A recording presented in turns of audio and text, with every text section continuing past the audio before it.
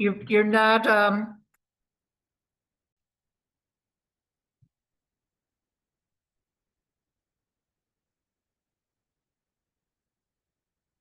we're gonna have to edit it if you don't expect that, I mean. Okay, hi everyone, welcome to Community Board 3's SLA committee meeting on Monday, the 20th.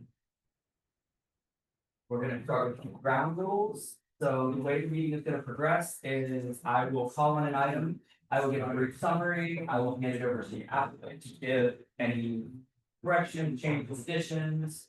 We'll then allow members of the public to speak if they have any comments. Go back to the applicants for a chance to respond, move to committee vote, and then we'll move on to the next item.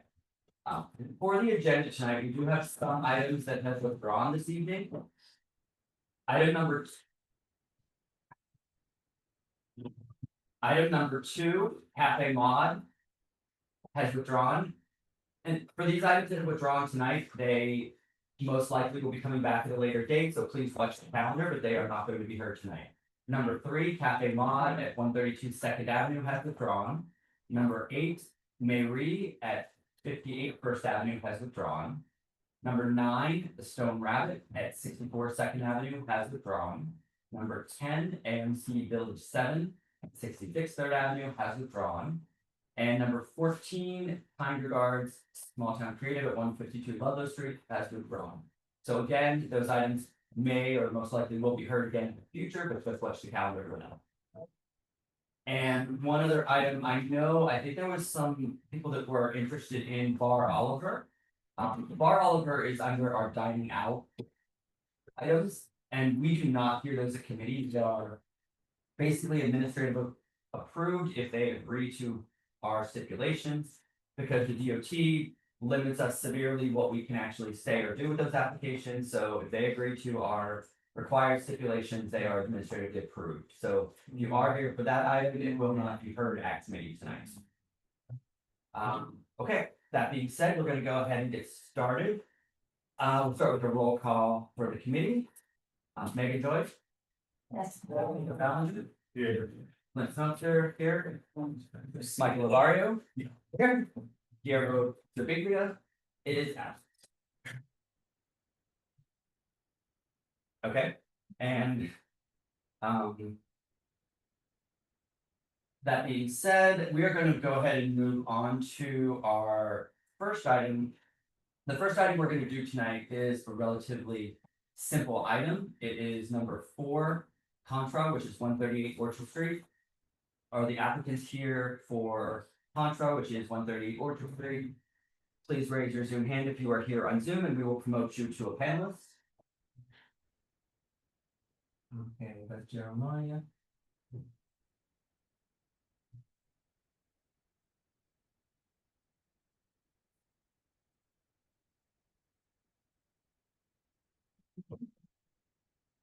Okay, so Jeremiah, I know you're the applicant. Do you have a representative or attorney here tonight with you, or is it just you? Oh, wait a second. And you're muted as well, I think, so I can. Sorry about that. There you go. They're also present. Okay, who is your attorney or representative? Hannah from Helbrun and Levy. Okay, let's look for her in the list here. Okay.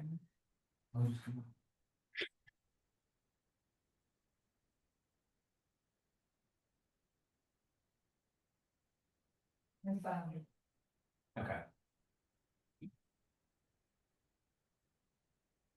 Okay, so this item, I'm going to give a quick summary, but this item I think is a fairly simple one for the committee. This business has been operating since 2013. It is a legitimate full-service restaurant. I don't think there have been really any complaints or any issues with this location. We actually do have an agreement with the Lower East Side Dwellers, which is the neighborhood association in this area. They met with them. They've actually submitted the email fully in support of this item. So, you know, when we do have the neighborhood groups in support, that does tend to help make it a little bit easier. So this application is simply for an upgrade there, or not an upgrade, it's a change method of operation for later closing hours. They are essentially extending their hours to they're keeping their opening hours at 5 p.m., closing by 1 a.m. Sunday through Wednesday, and 2 a.m. Thursday through Saturday. They're keeping everything else the same. It's a full service restaurant, not using outdoor space. Closed fixed facade, on the background recorded music only, no pub crawls or party buses, no unlimited drink specials, and no happy hours. Jeremiah or Hannah, do you have anything you want to say or add to? No, that sums it up. You know, we have been there since, like you said, for 12 years. You know, recently we decided to partner up with longtime Lower East Side resident Dave Arnold, who's a cocktail specialist, and so we have a fairly interesting and creative cocktail menu that we've put together, and that's kind of one of the main reasons we're going to do a late night menu, and really try and capture some business from, I don't know if we're going to close at 2 or if anyone will actually come all the way 2, but that's the idea is, to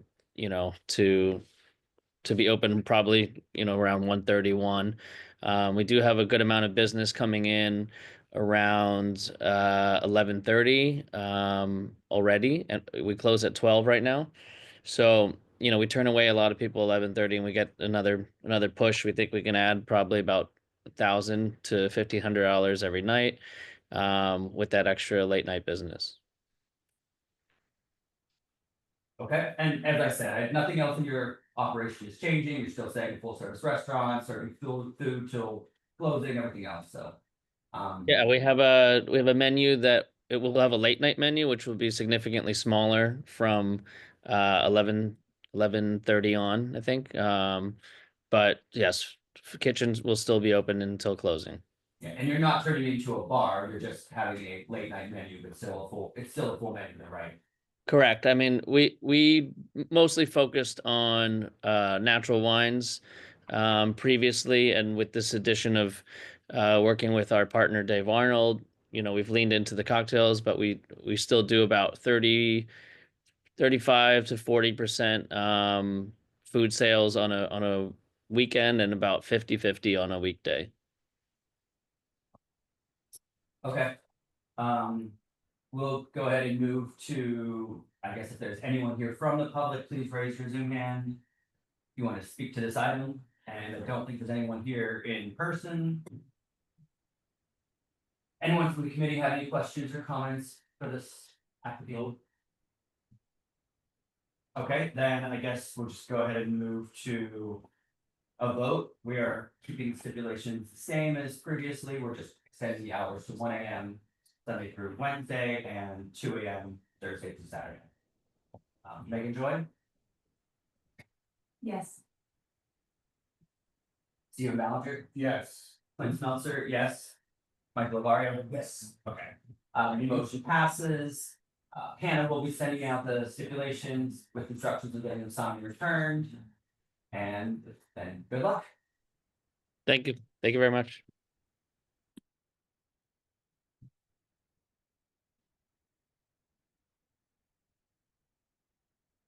Okay, next, I think we're gonna go on to number 5, which is Maxi Mini LLC at 41 Essex. Okay, the applicants are here in person. So yeah, I'll go and give a summary, and then we'll hand you one of the microphones, which Put extra 1 second. they're where? Board, honey, They're gonna. I put 2 extra 1 second, Oh, you're the decimal ones. because they were. Okay, that's fine. So whenever it's time to speak, just push the button on the base. And then when you're finished speaking, turn it off. Yeah. Because you can't trust. Okay, so Maxi Mini is seeking a full on-premises liquor license at the premise located at 41 Essex Street between Brandon and Hester. It's an application for an establishment of 74 people with 6 tables and 40 seats, one 15x6 L-shaped bar. In the front dining room with 7 seats, a full kitchen serving cafe and bakery items during the day, Asian fusion like entrees during the evening, no television, streaming and vinyl record music. There are 6 on-premise licenses within 500 feet. This location is currently licensed with full OP. The applicant has never previously been a license holder, but has worked in the business. Notices is in the area. Is that correct? Yes. Oh, okay. I for some reason thought I recognized you from over. Okay. There was only one 311 complaint with police action in the past 2 years. We've received no support currently for or against this item. 5 residents live within 2 blocks of the location signed a petition in favor. Again, it will operate as a cafe bar with bakery items during the day, Asian fusion light restaurant, less light entrees during the evening. Hours of operation will be opening no later than 9 a.m., closing by 11:30 p.m. all days. Will not use outdoor space, a closed fixed facade. It will play on recorded background music only. It will not apply for an alteration without coming to CD3 first. Not host party buses or pub crawls. Will not have unlimited drink specials. Will not have happy hours. Will ensure there's no wait lines. And will designate an employee to manage crowds. Okay.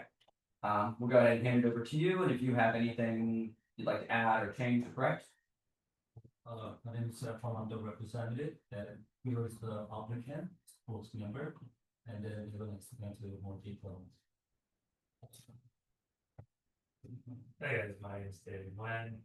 I am half of the next committee and Royce is the other half. Been in the restaurant in hospitality world for most of my life. This is my small space in New York, so cafe during the day, baked goods, coffee, tea, and then evolving into light bites, kind of wine bar, small bites, mix of Irish, American, Korean, and Japanese. So the food will kind of lean that way with wine and some light drinks. Yes. Okay. Is there anyone here from the public who would like to speak to this item? Please raise your Zoom hand if you're on Zoom, or if there's anyone here. Oh, sorry about that.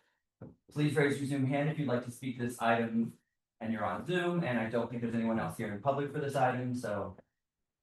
Okay, seeing none. Committee members, does anyone have any questions for this applicant?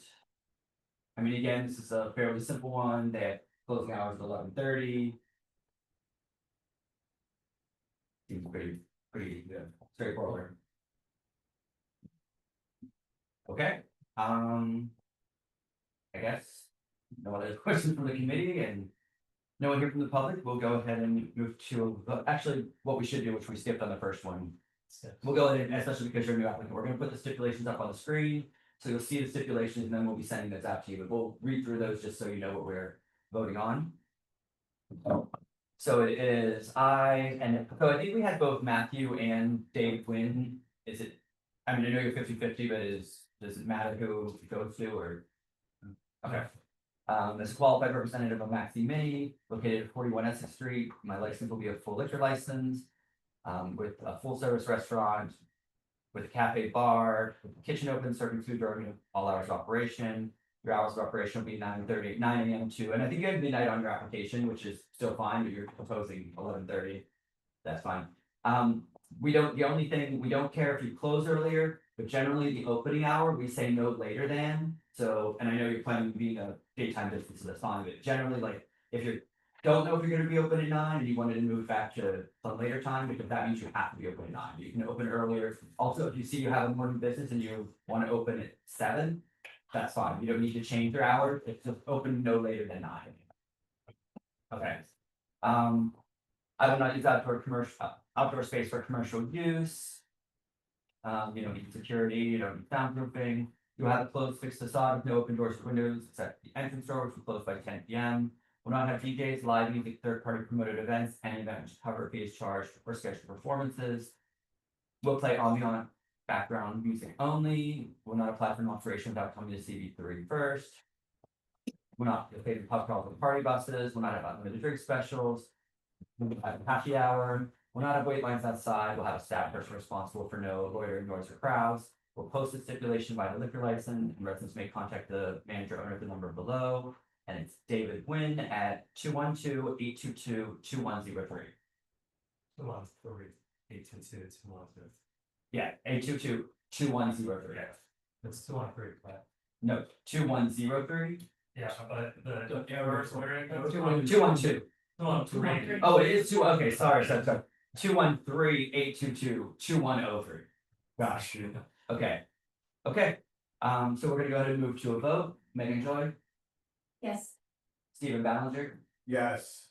Clint Smeltzer, yes, Michael Lavario. Yes. Okay, so the motion passes. The office will be sending you out the stipulations in the next day or so with instructions on returning them back. I think they'll be due by next Friday, right, Susan? Yeah. So we'll send them instructions with them in the address.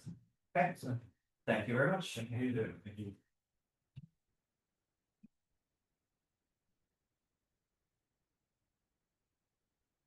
Okay, next item on the list is number 6, Tinto, which is 41 Monroe Street.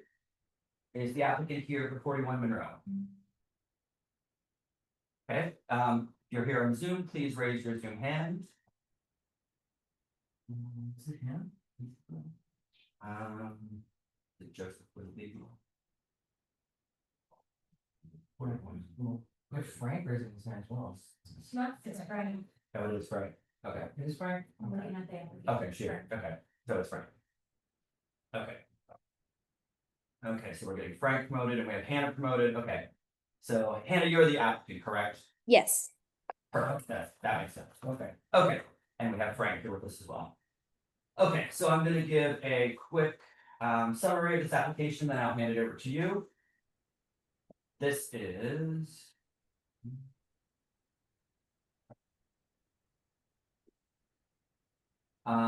Tinto LLC doing business as Tinto is seeking a full on-premises liquor license in the premises located at 41 Monroe Street between Market and Catherine Streets, New York. This is an application for an establishment of 74 people with 6 tables and 16 seats, 1 bar with 6 seats, a full kitchen serving food during hours of operation, no TVs and background music. There are 8 full on-premises licenses within 500 feet. This location was previously a coffee shop. And it was an unlicensed location. The applicant has never been a license holder, but has worked in the business within CB3 as a bartender and manager. We did receive an email in opposition from some with concerns about late night noise and crowds in the area. 19 residents who live within 2 blocks of location signed a petition in favor of the application. They are proposed to operate a cafe and bistro, serving food all hours. Their hours are proposed to be 7 a.m. Opening by 7 a.m. and closing by 2 a.m. all days. They will not use outdoor space for commercial use, will not employ a doorman and security, will install soundproofing to ensure no sound or vibrations are audible in nearby apartments, will close any front, rear, facade doors and windows at 10 p.m. Will play ambient for background music only. Will not apply for any alteration without coming to CB3, will not host club calls or party buses, will not have unlimited drink specials, including movie brunches, will not have happy hours.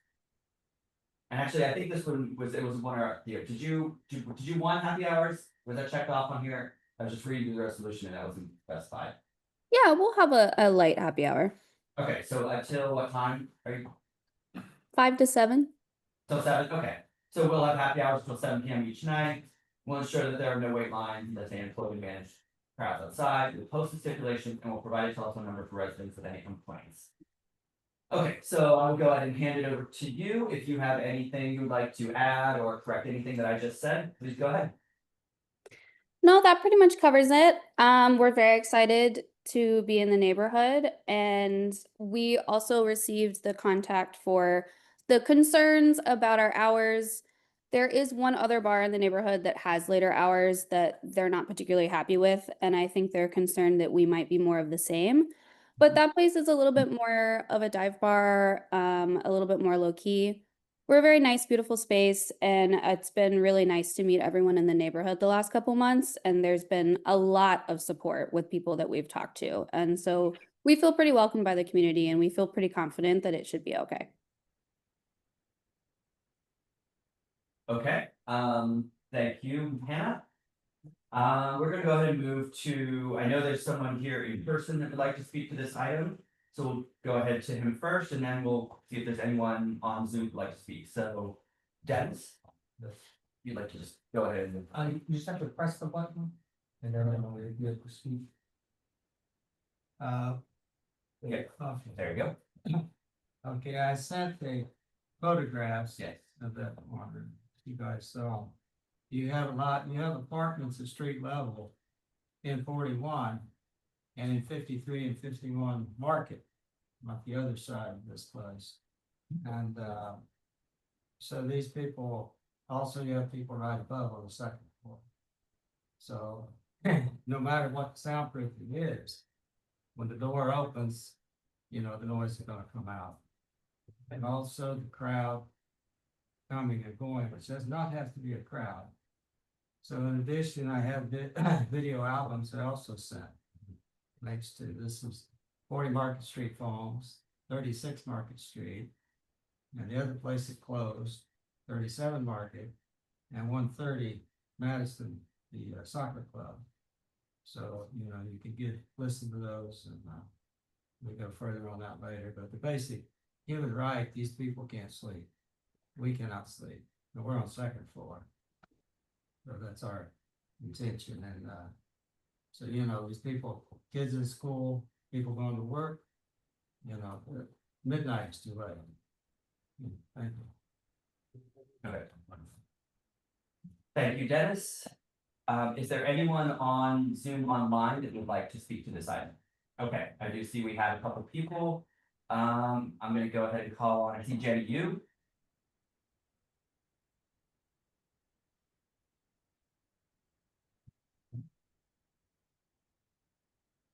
Jenny, we promoted Yes, you. hi, I'm Okay. here. Can you hear me? Thank you. So yes, my name is Jenny. I'm with the residents of Two Bridges Association. I'm also a tenant directly across the street from 41 Market.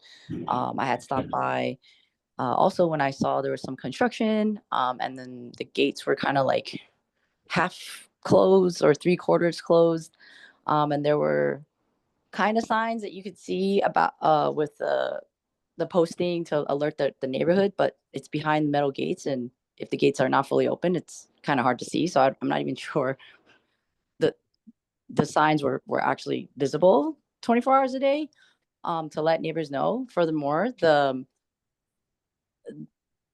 hour we really don't have an issue with a cafe opening up. You know, no issues at all. The thing that I talked to Hannah about was we had concerns about the hours because those hours are not very aligned with the character of the neighborhood. There is Mr. Fong's is open till 4 a.m.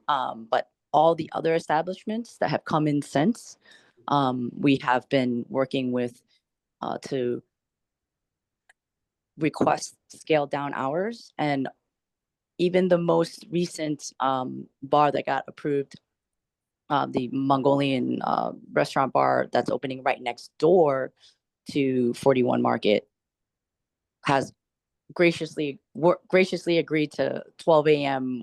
weekdays and 1 a.m. Friday, Saturday closings. They had no issues with, you know, with those hours at all. And we were very happy with, you know, welcoming them into the neighborhood. They're in the process of renovating their space right now, and they were just very willing to work with us. Unfortunately, Hannah has not been so willing to work with us, which is kind of unfortunate because, again, this space it's in a mixed use building, residential building. There's apartments right above Knickerbocker Village, directly across. It's on a very quiet street where if she does get the 2 a.m. hours daily, it would be basically. Your 2 minutes are, Hannah, your 2 minutes are up, so if you can just wrap up your final thought. And I did forget to mention, this is actually my fault, I forgot to mention that we're giving all speakers 2 minutes. So I will set the timer, but Hannah, if you could go ahead and I'm sorry, Jenny, if you could go ahead and wrap up, that'd be great. Did you mute her? I was gonna- When you start, yeah, I asked her to unmute, Yeah. so she can unmute right now. Jenny, you can go ahead and unmute and just Okay. finish it. All right, let me finish up. So we want to work with you, Hannah. We would like you to have hours more in line with the character of our neighborhood. Again, there's no other there are no other restaurants. Our bars open later than the hours that you're requesting. So if we could work together and see how things go with a 12 o'clock weekday closing and 1 a.m., I think that would be something we could support. But if the hours are like 2 a.m. every day, that's going to be very tough for the families and the people working in the neighborhood who need to sleep. Thank you, Jenny. Okay, next we have Christina Zhang. And again, just a reminder, Christina, we'll go ahead and just give you 2 minutes. I'll set the timer. Hi, can you hear me? Yes, we can. Go ahead. All right, thank you. Yeah, I agree with Jenny and Dennis that the 2 a.m. closing time, it's just too late for our neighborhood. You know, it's very, working class, like working families. It's very residential. 2 a.m. It's just outrageous. Just around the corner, there's the aforementioned Mr. Fong's. There's a few other businesses, and there's always crowds out there late at night, and they're talking, and that noise carries. So I don't want to see the same thing happening, right across the street from me. I'm also living in Knickerbocker Village, and I don't want those crowds to come this way. So, I do welcome a cafe in the neighborhood, but not with a 2 a.m. closing time. If, you could work with us and close at midnight, Sunday through Thursday, and then 1 a.m. Friday and Saturday, like that would be great. I would support that, but definitely not 2 a.m. All right. And also just to echo what Jenny said earlier, the metal grating or whatever it's called that covers like the facade of the business. If that's down, then like the people in the neighborhood can't see the liquor license application at all. I was across the street yesterday, and like it's completely covered. So I just wonder, like, how much opportunity the people in the neighborhood have to see that, this application is happening. That's all I have. Thank you. Okay, thank you, Christina. We have 2 more people I see. We have Christine. We're gonna go ahead and promote you. Hi, can you hear me?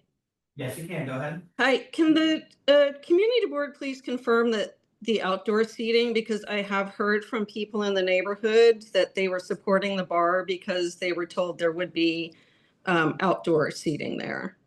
So they have checked off on their application that they are not using outdoor seating. Hannah or Frank, is that correct? You do not plan on having outdoor seating?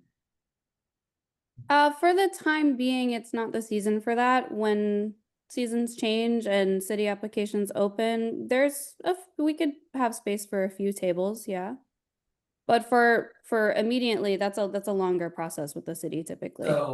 So you're checking off on this application and the stipulations that you'll be signing, or if this goes through, are that you will not have outdoor seating. So if you were, with what you have presented to us now, you're not having outdoor seating, you would have to then come back to us again to get a change to your method of operation to have outdoor seating. If you intend to have outdoor seating, you can say at the moment that you will have outdoor seating. You don't have to put it, well, you can't put it out depending on which outdoor seating you're proposing. If it's sidewalk cafe, you can have it year round. It's something that. Clint, Yeah. let me interrupt. I'm sorry. Good evening, everybody. I apologize. The only thing is that we haven't done anything. We don't know, we haven't had an architect come. We don't know about how many seats or tables or chairs, or if we can even have it. So Well, at this moment, we're not using it. If we add it, we'll come back. Um, Am I allowed to continue or? well, Can I just say something? yeah, we're just answering a question. So the outdoor dining, particularly the sidewalk cafes, no longer require you to commit to number of tables and chairs. It's the sort of the footprint that they come in. What we're interested in on the application is what your plan is. So if you're planning at some point to have outdoor dining, you should check it off so that people know what your plans are. and you don't have to worry about how many tables or But chairs. But Susan, as you know, there are distances from tree pits. You need a certain amount of space for traffic lanes, you know, the waitress lanes. We don't know any of this yet, so we really don't know. Okay, but So- that's not, you're not submitting anything to us for that drawing. I mean, No, exactly. It's just a question of So the transparency. question there, if you do intend to use in the future, you can say yes and you don't have to, but that's up to you. If you wanna say no, that's fine. Well, it's transparency. We haven't done anything. Okay, so Christine, to answer your question, no, it sounds like Okay. we intend on coming back in the future, but at this point in time, they are not proposing any outdoor seating. They want- Okay, can I also mention that they do have a backyard, so that means the backyard is also not going to be used?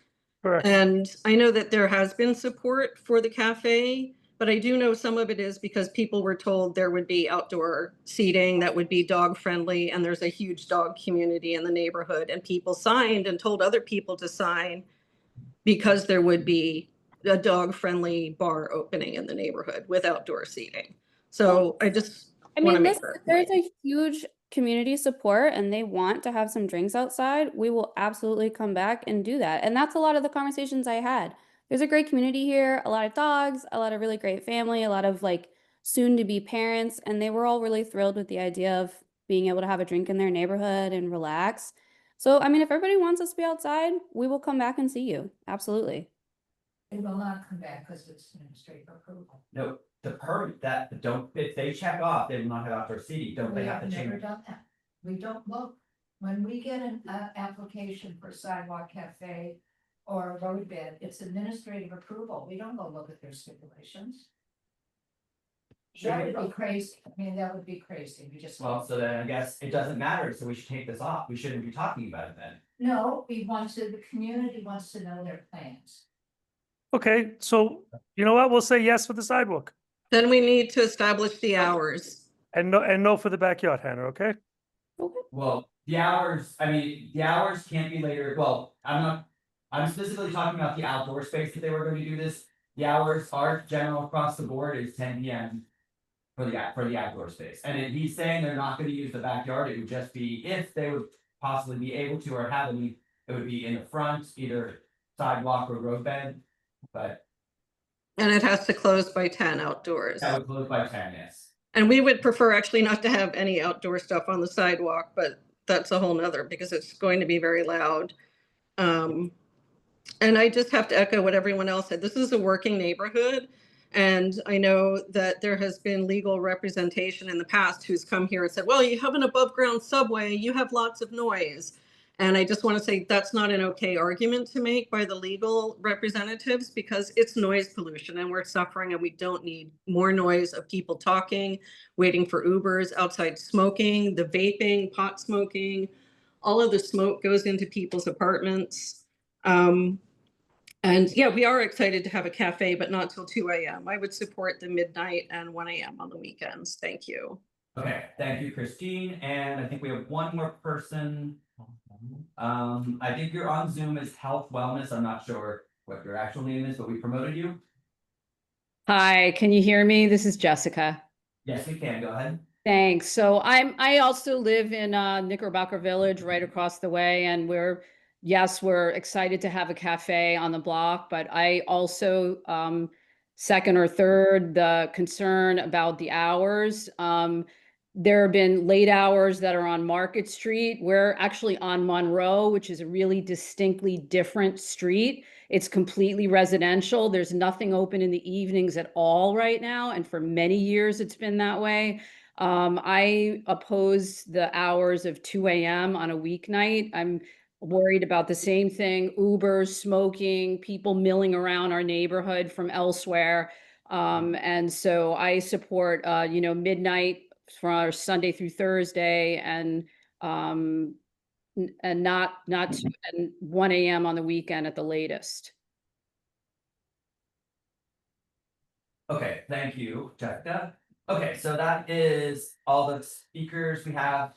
We're gonna go ahead, I know we had a slight discussion back and forth with you, Hen and Frank, but we're gonna turn it over to you and give you a chance to respond to what you just heard. Yeah, I would say a couple big concerns that I heard stand out, and that was smoking, vaping, a lot of noise contamination, and a lot of the initial conversations I had with members of the tenant association, I was very, very clear that those would not be concerns here. We don't have DJs, there's no line outside, there's no big party in the street. This is a nice place, and it's a nice place that's meant for the neighborhood. In terms of the neighborhood not wanting a late night spot, I don't actually know how true that is. Having been here and having talked to people, especially getting these kind of petition signatures, I mean, I've got 8 pages of signatures here of people that were like, okay, but you're gonna have drinks, right? Yes, really excited. And I think while there have been maybe a few people speaking here right now that are a little nervous at the idea of a bar coming in, which I understand. You hear bar and you think something a little bit rowdier than probably what we're intending. But by and large, every person we've talked to has been thrilled at the idea of having some really beautiful cocktails and some nice drinks on their block and on their street. And they've actually verbalized to me that they don't like how quiet the street is in terms of restaurants and having something to do. So I understand that not every business is for everyone, and I completely hear your concerns, but I'm here. If there's something loud, come get me. It shouldn't be loud. I don't want it to be loud. That's not the business that we're opening. So I'm absolutely happy to work with you, but the 2 a.m. license is really more in line with just being as hospitable as possible and not having to shove people out the door all the time. And I've gotten a lot of support from people I've talked to in the last couple months that I've really loved. Okay, thank you, Hannah. Okay, so we're gonna go ahead and then move to, I guess, committee discussion about what we've heard. I will go ahead and start off. So my concern is, this is a quiet area. And I understand that there probably is a need for some more businesses. But I think what we need to be very careful about is, first of all, this was an unlicensed location, so. We just last month passed our new community board guidance on liquor licenses, and our guidance is not to do anything to increase the impact on the neighborhood. So adding a full liquor license, which is going to be one of my questions, but adding a full liquor license with a 2 a.m. hours to a previously unlicensed location is a huge increase in the impact on the neighborhood. And I understand it may be needed, or some people may feel it is needed, but I think that may not need to be. I mean, my question was going to be, do you need full liquor? Because if you're proposing kind of a cafe light bites menu, do you need full liquor? Yeah, absolutely. A lot of the products that we really are familiar with, we really come from a background of kind of fine cocktails and really almost art-like cocktails, which people have been really excited about. So we will have wine options, of course. We'll have non-alcoholic options always. And we do intend on having a very curated, really creative menu of cocktails that requires a liquor license in order to get things for like coffee cocktails too. And it's more like getting those niche products. So I would definitely say a liquor license. At the moment though, I mean, it's not built into our program to have a full rack of bottles of pouring vodka and pouring shots and things like that. It's just not that kind of program. It's elevated cocktails, it's great wine, it's curated, there's a lot of infusions and just really tasty things for people to drink. It's not a beer and shot kind of vibe. And I tried to convey that to those that were concerned, but I'm not sure if that message got entirely across. Okay. So my second part, and I understand your reasoning for having full liquor, but my second comment is about the hours. I'll say right off the bat that I'm not willing to give you 2 a.m. That's just, for me, that's a non-negotiable. You don't have any experience, specifically any experience in our community board that we can refer to. It's an unlicensed location. We're seeing an uptick in applications for this area, and unfortunately, I feel like we do need to step in and put a little bit of control in it before it turns into, a baby health square. Because that seems to be what, I mean, there's a lot of open spaces down there, and a lot of places seem to be going that direction. And, I think it's, what we need to do is we have to balance the needs of the community, and I think there may be a need for more cafes, but I don't think there's need for 2 a.m. So the other rest of the committee can speak. to their own opinions on that, but my opinion is that it's just two AM, I could not be comfortable with the two AM. I agree with you, Plank. I mean, we just had an applicant on Monroe back in April. And they were located at 47 Monroe, even closer to the bridge. And yet they were more like flexible with us with their hours, you know, they went to 12 and 1, which is more palatable by the folks in the immediate vicinity. So given the reason you just mentioned, I wouldn't support the later option. I've got a few questions. How many square feet is this location? I believe it's about 900. Okay. Yeah, I mean, I hear the concerns about, the hours, but I think we should also mention that it looks like there's only 19 seats in this place.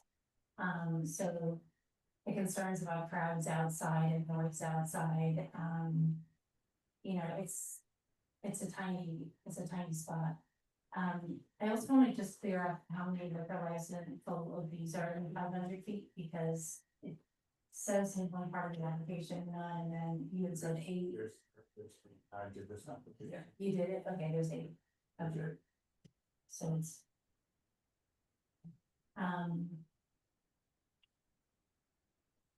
Yeah, I mean, it's a tough call. I think you're right. I think there's a need for a place like this in that neighborhood. I think there's a need for more places, especially during the daytime, to support the neighborhood. I like the idea that you know, she's run into a lot of people that seem like they're interested in being able to have like a quiet, chill place to have a cocktail. I wish some of those people came out to speak. I think if it's a place that, you know, this is her first place and she's gonna be living in breathing in this place, is there all the time, I don't think. Noise is gonna be a huge issue. I'd be willing to support this for the hours that it says that she's asking for. Okay.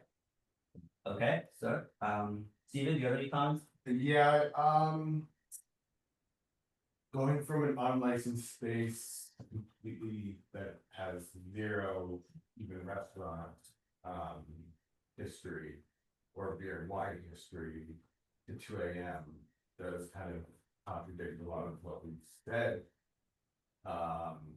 However, there's been all the, you know, residents that spoke online that supported the 1 AM, so that's what I would support on the weekend specifically. Okay, thank you, Steven. Susan wanted to speak? Yeah, I would like to, coming from the place of, the complaints we get afterward and coming from working on guidance. First of all, to say, what's the point of having guidance if we're then telling, applicants and lawyers that we're not following the guidance? And I think the problem is, I agree with Megan, I'm sure this place will be fine. But we're not looking at individual places, we're looking at an overview. You know, if this place is okay, then 5 more places just like it on the block are okay. You can't just say, well, the first 2 applications, unless we have guidance that way. So I do believe the issue in planning for the neighborhood and the guidance of not wanting to increase the impact. I do believe the issue is, that is exactly what the guidance is for. And you're saying this is an exception because they actually need more business. But again, that's not 1 o'clock. And I think, and you've got to look at our neighborhood and you're gonna say, you're always gonna have people supporting and you're always gonna have people that are concerned because they are different people.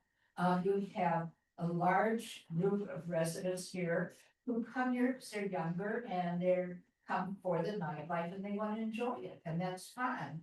But you also, particularly in this development, have a lot of families that don't want to be up late. So I think you need to recognize it. And I personally would like clarity on what, on the guidance, because as was mentioned when we worked on the guidance, if I'm gonna tell applicants when they call me and say, or email me, say, is this a problem? I've got to be able to say, this is what the committee will generally do or not do. And if you're not following the guidance, you're better off not having it. May I say one thing? Sure, go ahead, Frank. I hear everybody's concerns, and of course, I respect everyone's concerns, but I'm an old timer, been doing this for a long time. I can remember we used to have this argument over 4 AM, not 2 AM. Well, we didn't like it then. What did, sorry? Frank just said he remembers when we used to have this argument over 4 AM, not 2 AM, which is true, and there's still arguments for 4 AM. We do still give out some 4 AM licenses in appropriate places, but I think. But this applicant is being, I think, being respectful, not asking for a 4 AM, asking for 2 AM. Yes, she's asking for 2 AM, and that's a compromise, but again, this is in an area that has very little 4 AM, and I don't think any of us would consider a 4 AM for that area. But this is, Going back to complaints, in the district meetings that we're voting on for this committee, complaints have gone up. And they've gone up post-COVID and just in general.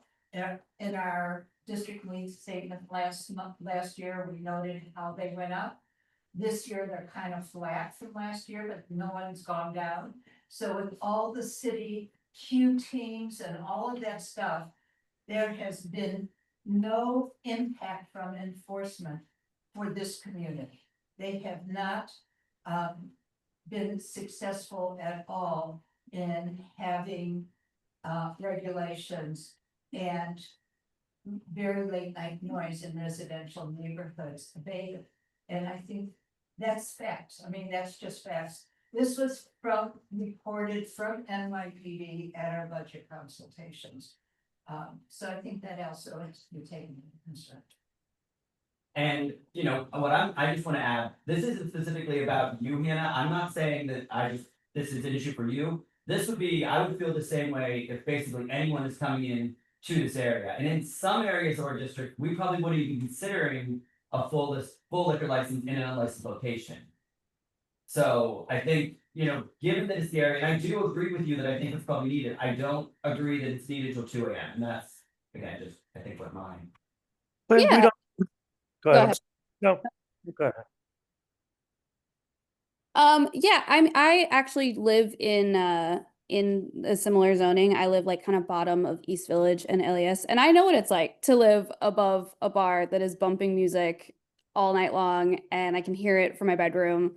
And I live more in the East Village, and so those are sacrifices I make, and I know that you don't want this neighborhood to turn into that. What I would say is kind of to someone else's point, you can be picky and choosy about who you give these kinds of licenses to and how well you really know them. And I think if anyone was going to get something a little bit later than like the wine bars that's actually doing liquor, it should be a place like this, something that actually fits and matches the community. The 2 AM is really just for ease of business and for hospitality and not shoving people out the door. As she said, it is a very small place. It's meant to be a small, cozy, intimate cocktail wine. And if we do have residents that want to be here until 2 AM, that doesn't mean it's going to be loud. So what I would say is I could do Sunday to Wednesday to 1 to kind of alleviate that like work night. But regardless, even if it was 4 AM, we still wouldn't be loud. And I think just, I'm gonna be done after this, because I relate to pretty much everything, but my comment is, it's not just about, I'm not, even from what you've said, I'm not necessarily concerned about you specifically being on, but what it is doing is bringing more people to the neighborhood later at night. And it's little bits and pieces, and that's how Hell Square started, little bits and pieces years ago, and eventually it turns into what it is now. So this is one of the few places in our neighborhood we do have an opportunity to try to strike a balance before it gets out of control. And I just feel that that's our responsibility to do that, so. Anyways, okay, anyone else have anything to say or should we move to a vote? What are we voting Well, on? that would be what we'll discuss next. Yes. Because I think everyone, does anyone have any questions about any other part of their application or the method of operation? I think it seems to be really the only is the hours. Yeah. I am not comfortable going. Even, I think her proposal was 1 during the week and 2 on the weekends. I would go with, I think, what the residents asked for, which was 12 during the week and 1 on the weekends. I would second that. I agree with you, Tom. Okay, so it seems like that's the majority, and Megan, you can chime in if you want, but. It seems like that seems to be where the direction's going. So it looks like we're gonna go ahead and move to a resolution. And we'll go ahead and put the stipulations up on the screen. I guess the only thing we would clarify, and I don't remember where we landed, Frank or Hannah. Did you want to change it to you will have outdoor space, or do you want to leave it checked off, you will not have outdoor space? We're gonna leave it checked off. You're gonna deny this anyway. Well, we're not denying, you, we're going to. You're gonna deny less, and we're not gonna We're accept. gonna deny 12 and 1, and if that's up to you if you wanna sign those, but we're not gonna deny it, we were gonna deny unless, we weren't gonna deny it outright. So. Right, but the denying less is gonna be a denial for us. But that's okay. Okay, so anyways, then we're gonna leave it checked off, you will not have outdoor space, so we're gonna put the stipulations up and just go through them quickly so you see what we're voting on. So this is I, Hannah Brown of Tinto LLC located at 41 Monroe Street. Will operate a cafe bistro with kitchen open serving food during hours of operation. The hours of operation will be Sunday to Thursday, Sunday to Thursday, 7 AM to 12 AM. And just, if you're gonna deny it, or you're not gonna sign anyways, but do you want to be open at 7 AM every day, or do you want that to be a little bit later? I don't know if you heard the discussion earlier, but I did hear that. Yeah, that was a good point that you made. We can go ahead and make it 8 or 9 and we'll still aim because maybe it's 7:30 some days, you know. But yeah, Okay. that's a good point that you made. I appreciate that.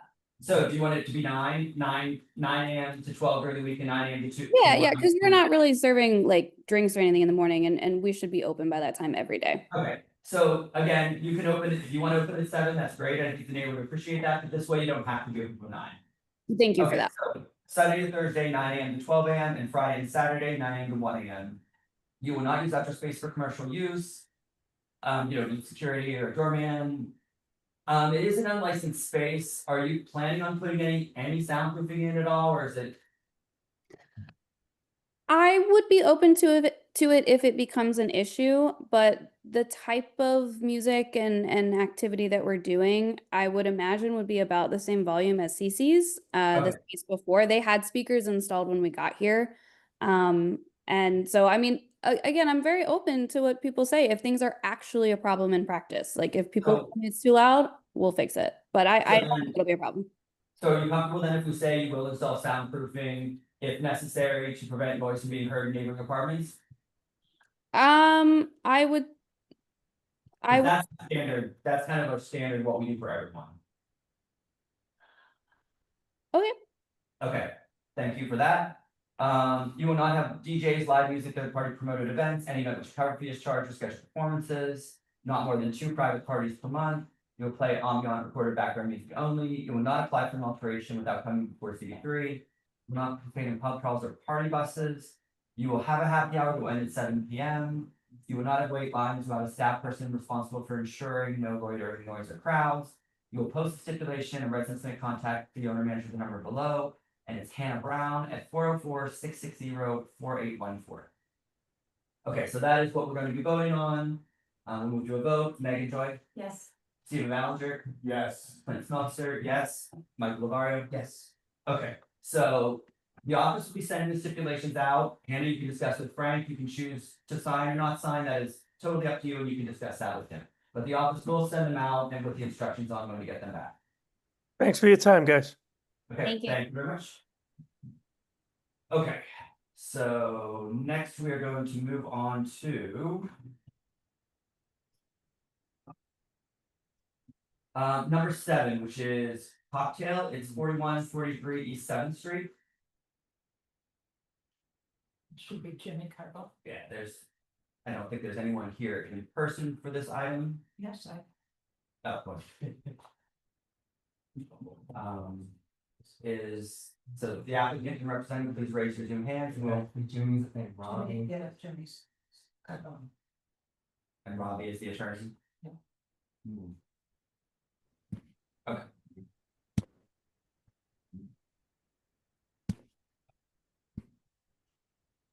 Hello. Okay. How are you? Hey, guys. Good evening. Hello. How are you? Good, okay, so I'm gonna give a quick summary here of your app, oh, and actually Megan. Can you emailed me the blank resolution, We did. can you? Oh, that's right, I had it. Okay, just give us 1 second, I just need to get your correct resolution to get you a summary out here. Okay. Well, we came in.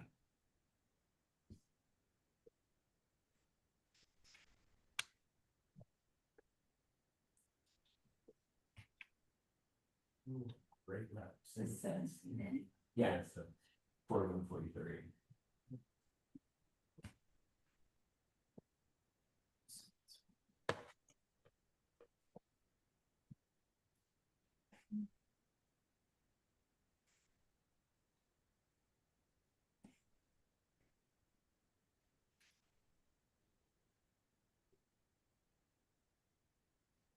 And just so we know ahead of time, is there anyone here on Zoom, so while Megan's pulling up the resolution, is there anyone here on Zoom that will want to speak to this item?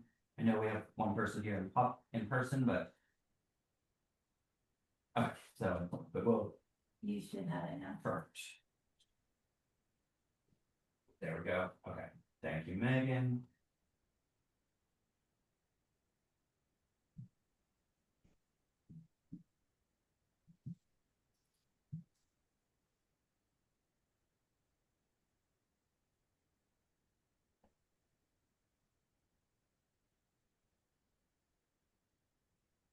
Okay, sorry about the delay. So Clinton Craft LLC, doing business as Cocktail, is seeking a full on-premises liquor license in the premises located at 4143 East 7th Street, in the basement lower level between 2nd and 3rd Avenue. This is an application for an establishment of 74 people with 8 to 12 tables and 57 seats, 2 service bars, 1 C-shaped 25-foot stand-up bar with 13 seats, serving the minimally required food during all of operation with TVs, live music, and DJs played at background and entertainment levels. There are 53 full on premises licenses within 500 feet.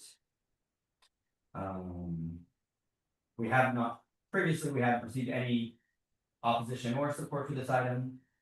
51 residents live within 2 blocks of the location signed a petition in favor.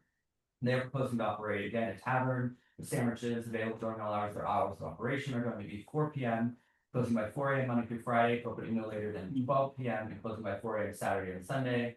They will not use outdoor space for commercial use. We'll have a closed fixed facade. They'll play entertainment level music consisting of streaming DJs, live music. However, they will have no third-party promoted events, scheduled performances, or any event in which a cover fee is charged.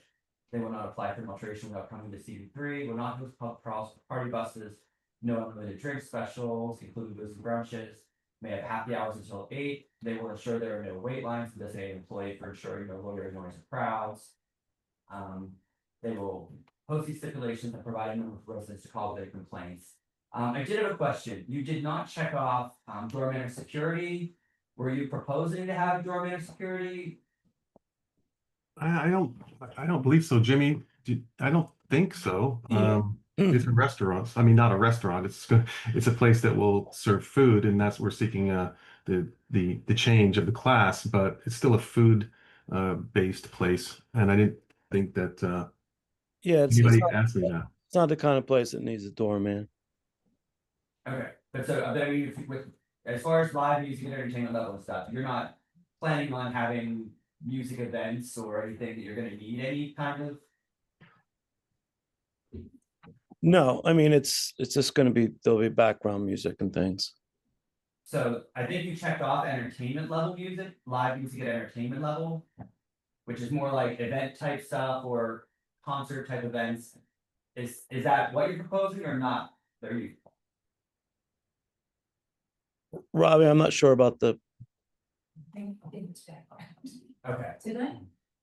Hold on, let me just check on it. Am I reading the wrong application or something? Hold on. What? Wait, She's just checking to see if they actually had checked off entertainment level. yeah, just. But actually, so that was kind of my summary. If you, Jimmy or Robbie, if you want to go ahead and just fill in any blanks or correct me if anything that I was wrong. Yeah. Yeah, so they didn't check, I guess on your application, you didn't check off the movie on background music only. So I guess that was where just maybe a little confusion there, but just, if you want to tell us a little bit about what you're proposing. Robbie, do you want to update about the license change? Sorry, I was muted for a second. I had some connection problems. I logged back in. So the location is in the cellar. It's fully underground. And I looked at it the other day, and it's fully underground. And I think they haven't checked off the boxes for background music only because it's susceptible. It's capable of having louder music, and that's consistent with the method of operation that's currently approved. Also. I noticed, Clint, I'm looking at the stipulation that was submitted in the package, and it was not checked off that it would not have scheduled performances. However, I believe the scheduled performances may not be, Susan is the expert on this, may not be actually allowed on that block. But I know that my client had said that they would like to have them if to the extent permissible. But as I said, and that's why we didn't check off the box, but as I said, they may not actually be permissible, but I'm unsure at this point. Yeah, that is correct, that scheduled performances aren't allowed under that zoning for that location, so. Okay. Yeah. And then could I just add in, so I was the previous license holder there from 2005 through 2018, known as Jimmy's Number 43. And then we left the space and started working with Clinton Craft, and I'm a member on the LLC, and I'm the food director and beverage creator. And we've had a license there since 2019, and as Clinton Craft. So this is actually a change of license. We were a restaurant on premise, and now we want to change it to a tavern on premise because we're not going to do table service as much as counter service. And it says all that in our application, and Robbie can explain it more. But that was part of just keeping up with costs and not having as many staff as we had wanted to have. But otherwise, we're the same operation that we've been in. So that was gonna be what I was gonna ask. I know you've been there actually in various capacities for many years, but so really all you're doing, you're dropping down from full table service, full service restaurant to tavern license with sandwiches and counter service, not wait staff. Yes, there's still a kitchen. It's just that they're going to lower their need for an additional kitchen staff, and they can provide a service of the food that will be sandwiches mainly, as far as the main food from the bar as opposed to table service. Correct. And Jimmy, you could speak to that if you need to. Are you changing, Jimmy, are you changing your method of operation at all besides the food? Are you changing anything about the? No, it was only that I guess Robbie recommended that we change the actual license, but it's the same operation. I mean, I've always had made food out of the kitchen and served it at counters anyways. So it's not really any different to what we've been doing. And the hours are the same, correct? Yes. Yes, they're not additional. There's no changes at all, other than the change in class. The structure is the same. The service bar is there the same. Everything's the same, except it's not going to be. It won't have to comply with the more stringent requirements of a 3-course meal that the liquor authority requires for a restaurant based license. And we also do a lot of other things like, I do off-premise catering, pop-up special events. We still run it out of there. We'll have guest chefs coming in and pop-ups as well. And a lot of the community things will still have cider. We were one of the first places that hosted Cider Week in New York in 2011. So there's a lot of history in that space, and we're going to keep it going. Okay, and that's pretty much what we expected. I was just looking to hear from you if you were proposing to make any other changes, but that's what I thought it was just downgrading from the restaurant to essentially the tavern. Yeah. I'm just gonna, before we decide on anything, I'm gonna look up on, because I don't think there's actually, what, 53 full of keys. That did sound like a lot. I'm gonna have to check my own. I have it up, actually. You guys can go. Susan wanted to speak, so Susan, if you want to go ahead. Yes, thank you. I have it. So as everybody knows, this place has been there for quite a while. It is downstairs, you can't hear anything. And Megan and Stephen will put their hands over their ears. I will say that Jimmy's 43 was the best bar in the city, right? I'm sorry. I met Jimmy, post Sandy at the, Pumpkin Square Farmers Market. He was a chef and a cook-off and I was a judge. And we've been working together ever since. He's the one that organized the East Village Independent Merchants Association, very involved with the community. Like I say, we work together all the time. And he's a foodie, so his sandwiches will be really good sandwiches. And I just had to speak for him. Thank you. Thank you. Okay. Thank you, Susan. Anyone else here? I don't think there's anyone else online that wanted to speak to this item. We did check earlier, but. So I think. We do have one person online. We're gonna go ahead and allow Daniel. We're promoting you to panelist.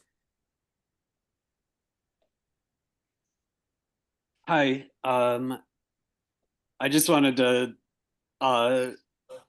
similar to what was just said, but I was a big patron of Jimmy's former place, and it was excellent. It ran really well. They supported a lot of organizations, like Cider Week, like Goattober, like getting honeybees legalized in New York City and the Ecology Center when I was there. And I think it's a great to hear that it's going to reopen, and I support this license. Okay, thank you, Daniel. Are you muted? Okay, so I guess other committee members, I think you got a couple questions. Did anyone else have any questions for Jimmy or Robbie? I guess the only other thing we did look back on your questionnaire. You did have checked off entertainment and live. I'm not saying anyone has an issue with it. I just was gonna clarify so that we put it right in the stipulations. Right. Do you want it at entertainment level?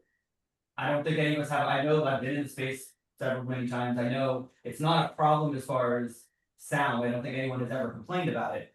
Just so that we put it right in the stipulation. Do you want it to be at entertainment level or just at background level? Oh, entertainment level, please.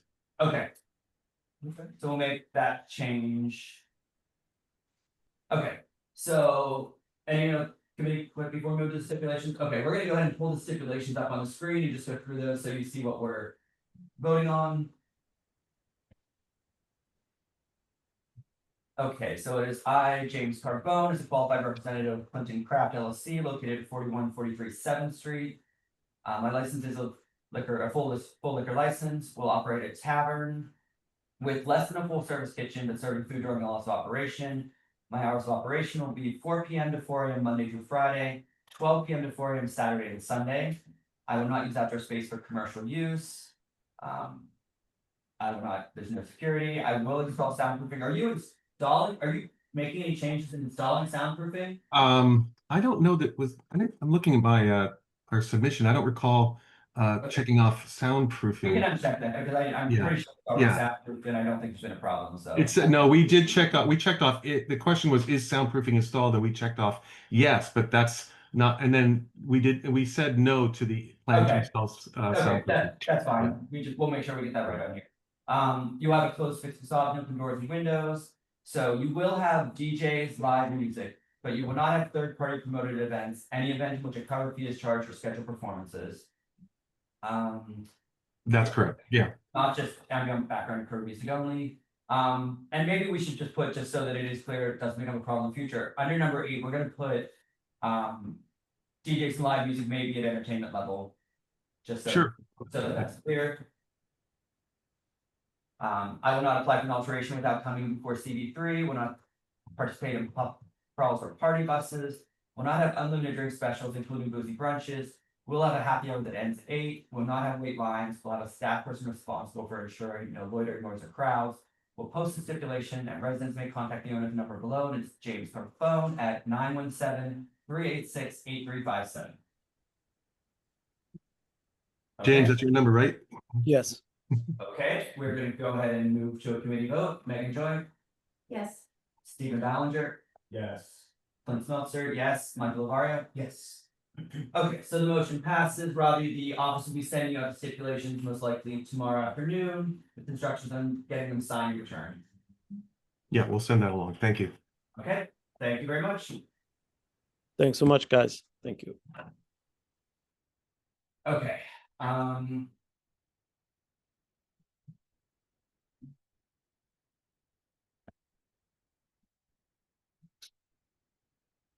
I know, let's see, I'm just looking at cool things here. You know what, I think we're just gonna ignore, I was gonna switch some around, but I don't know that there's no help. So we're gonna move on to number 11, which is present moments at 96 Orchard Street.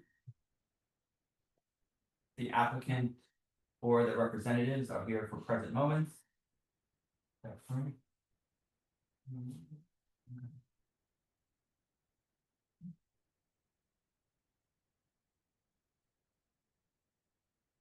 Okay, so I think we have Frank and Adam.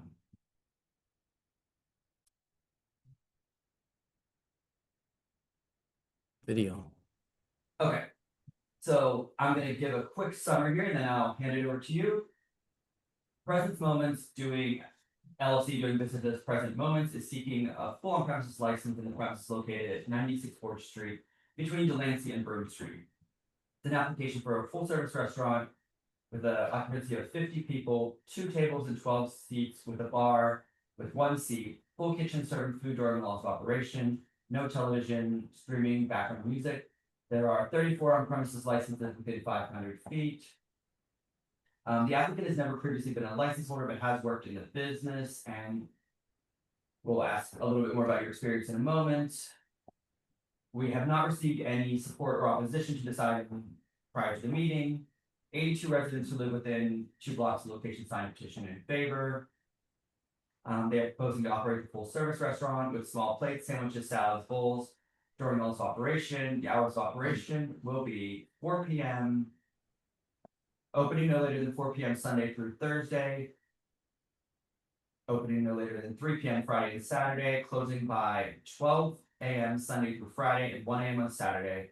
Will not use outdoor space for commercial use, a closed fixed facade, ambient background for music only.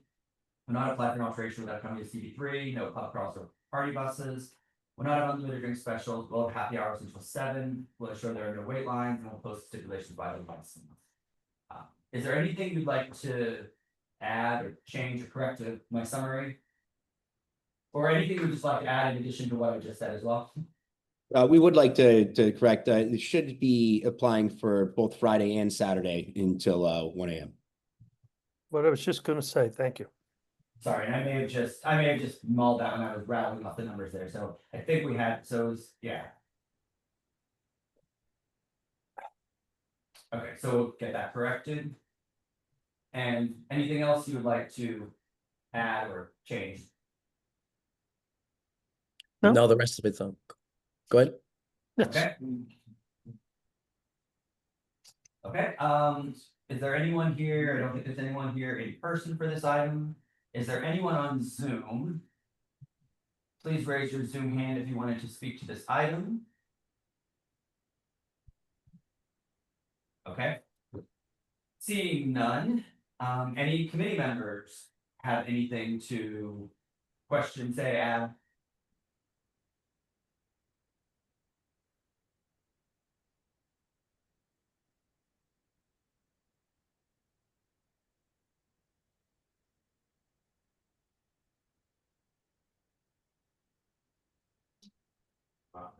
Megan, did you read? Oh, yeah, okay. Okay. Oh, not for, okay, sorry, I thought Megan had something to say. I mean, this one is a pretty simple one, they're proposing reasonable hours. I don't think anyone has any issues. Right. Okay, then seeing none, there's no one here to speak, we'll go ahead and put the stipulations up and go through those.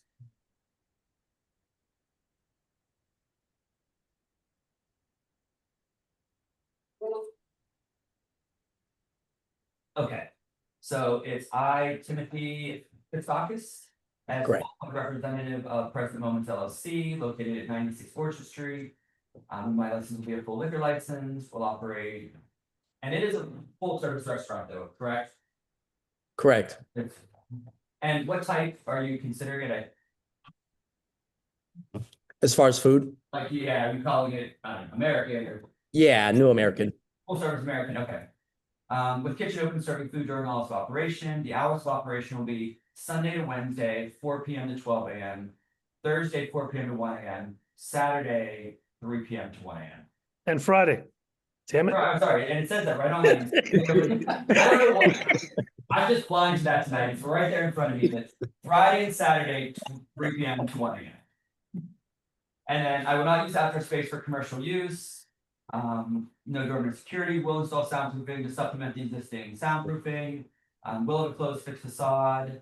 Will not have DJs, live music, third-party promoted events. Any amount to cover fee is charged, not more than two. We're just gonna say two instead of 1 to 2. Not more than 2 private parties per month. Will play audio on recorded background music only. Will not apply for an alteration without coming to C3. Will not participate in pub crawls or party buses. No unlimited drink specials, including boozy brunches. Will have a happy hour ending by 7. We're not a great line. We'll have a staff person responsible for ensuring no loitering noise outside. Posted stipulation, residents may contact the owner manager number below. Timothy Christakis, and it's 206-861-9509. Yep, just one more thing, Clint. Sorry, we meant to check off that we'd like to do the outdoor seating as allowed. Okay, that's. So we're gonna change that. It would just be, we're taking off, I will not use outdoor space. We're changing it. I will close outdoor space, allow them the outdoor dining program. Any uses other by 10 p.m. We'll not have speakers, TV owners outside. Absolutely. Perfect. Okay. Then everything else looks good. We're gonna go ahead and move to a vote. Megan Joy, Yes. Stephen Ballinger, Yes. Clint Smeltzer, yes. Michael Lavario, Yes. okay. So the motion passes. We'll be setting out the stipulations, Frank, with instructions. Thank you. Thank you. We appreciate it. Look forward to having you. Thanks. Okay. With I was just gonna say for Jimmy Carbone's application was only 42 people. 42. Yeah, 42, not 50, okay.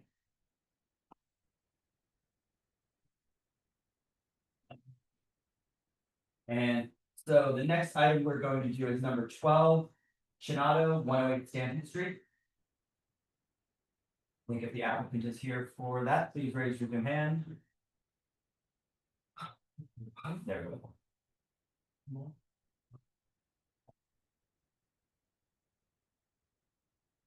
You said 42, Megan. 42. 42.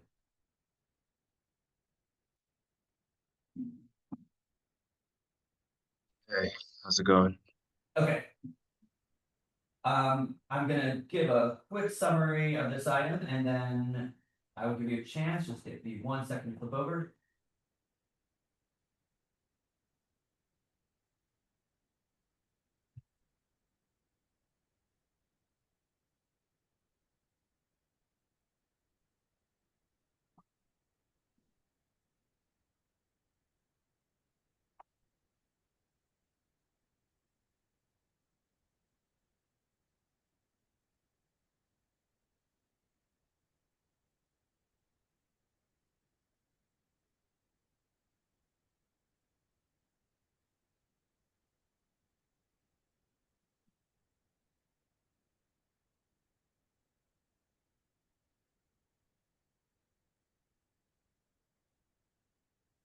Okay, sorry about that. I momentarily lost the file, but we're good now. So I'm gonna give a quick summary and then I'll hand it over to you. This is Gal Hospitality LLC doing business at Chinato, seeking a full on-premises license. This is a sale of assets in the premises located at 108 Stanton Street. An application for establishment up to 74 people, 10 tables, 28 seats, stand-up bar for kitchen. Serve in food prep area, serve food during hours of operation, no televisions. There are 15 full on-premises licenses within 500 feet. That seems actually really low, but this establishment has been operating with full OP at this location since 2023.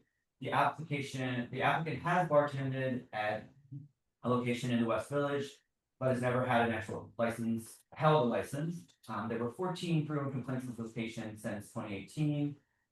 10 residents from the 2 blocks of location signed a petition in favor. They're proposing hours of operation opening no later than 5 p.m. all days, closing by 12 a.m. Sunday through Wednesday, 1 a.m. Thursday through Saturday. They will not operate outdoor space for commercial use, will not employ doorman. Will install soundproofing though, I don't think it's necessary. I think they've been operating without issues. We'll close it in front of your facade doors and windows at 10 p.m. We'll play ambient recorded background music consisting of recorded music. We'll not have live music DJs. I do have a question, Mark. I think on the original regulations, there was no third party promoted events. You didn't check off no third party promoted events on your questionnaire. Was that an oversight, or are you planning on having third party promoted events? What exactly is a promoted event? Because I know like bars have, people rent out bars for private events. Is that what you're talking about? Like for birthday? No. So a third party promoted event would be where it would be your space, but you would have an outside promoter, not employed by you, someone you would possibly pay as a contract, and they would then promote a 80s night or something. It would be a promoted event, not promoted by you. It would be an external promoter coming in and doing something where they would be Oh, promoting gotcha. most of the time selling tickets. Yeah, no, we don't plan on doing that. I would be surprised if we even did that like once a year. Okay, so I did see though, I think what you were referring to, I saw that you had checked off, you were proposing a couple private parties, you're proposing 8 private parties per year. So a private party is something that you would be holding yourself, and we consider a private party an entire buyout of the restaurant, and you were asking for 8 per year, which I don't think anyone has a problem with that, so. Okay, But that's the difference between that, what you were talking about, a private event and a third party promoted event. gotcha. That makes sense. Thank you. Okay, so you are not having a third party promoted to make that quick change quickly. Okay, will not apply for alterations on coming to CB3, will not host pub crawls or party buses, no unlimited drink specials, including boozy brunches. You may have happy hours until 8 p.m. Will ensure there are no wait lines and designated employee for ensuring no loitering. We'll post a stipulation by your liquor license and we'll provide a telephone number for residents to call. Is there anything in my summary that you wanted to add or correct or change? No, everything sounds right on there. Okay. Is there anyone here from the public to speak to this item? I don't think there's anyone here in person. Is there anyone on Zoom? Okay, no one can their Zoom hand, seeing none. Any committee members have any questions for this? For this applicant? This is straightforward, sales of assets, same, stipulations of last restaurant, I support this. Okay. Thank you. Thank you.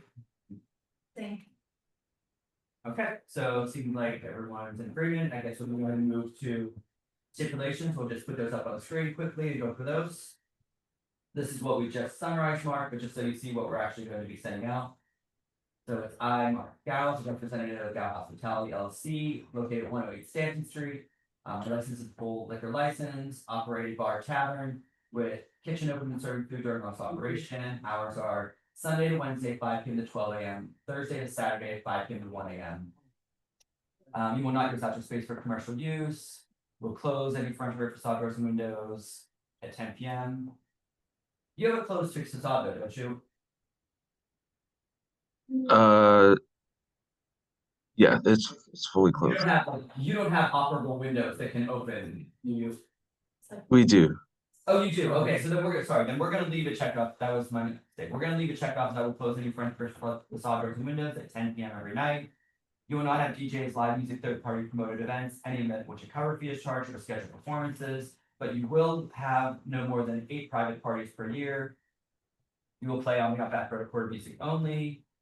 Will not apply for an alteration without coming to CB3. Will not participate in public bus or party buses. Will not have unlimited drink specials, including boozy brunches. Will have a happy hour will end by 8. Will not have wait lines. Will have a staff person responsible for ensuring no loitering, noise, or crowds. Will post the stipulations beside the liquor license. Residents may contact the owner at the number below. Mark out 516-232-3348. Yep. Okay, we're gonna move to a vote. Megan Joy, Yes. Stephen Ballinger, Yes. Clint Smeltzer, yes. Michael Lavario, yes. Okay, so the motion passes. The office will be sending out the stipulations with instructions on signing, notarizing, and returning them, and you'll be all set. Awesome. Thank you. Okay, thank you. Okay, so those are 2 easy ones. I think we're gonna move on to, just because I know there's some people here for it. We're gonna move on to number 17. Which is DJF Collective, 442 East 9th Street, not East 8th Street like it was listed on the website. The agenda, so the applicant's here for 442 East 9th Street, DJF Collective LLC. That's Daniel. Good morning. Okay.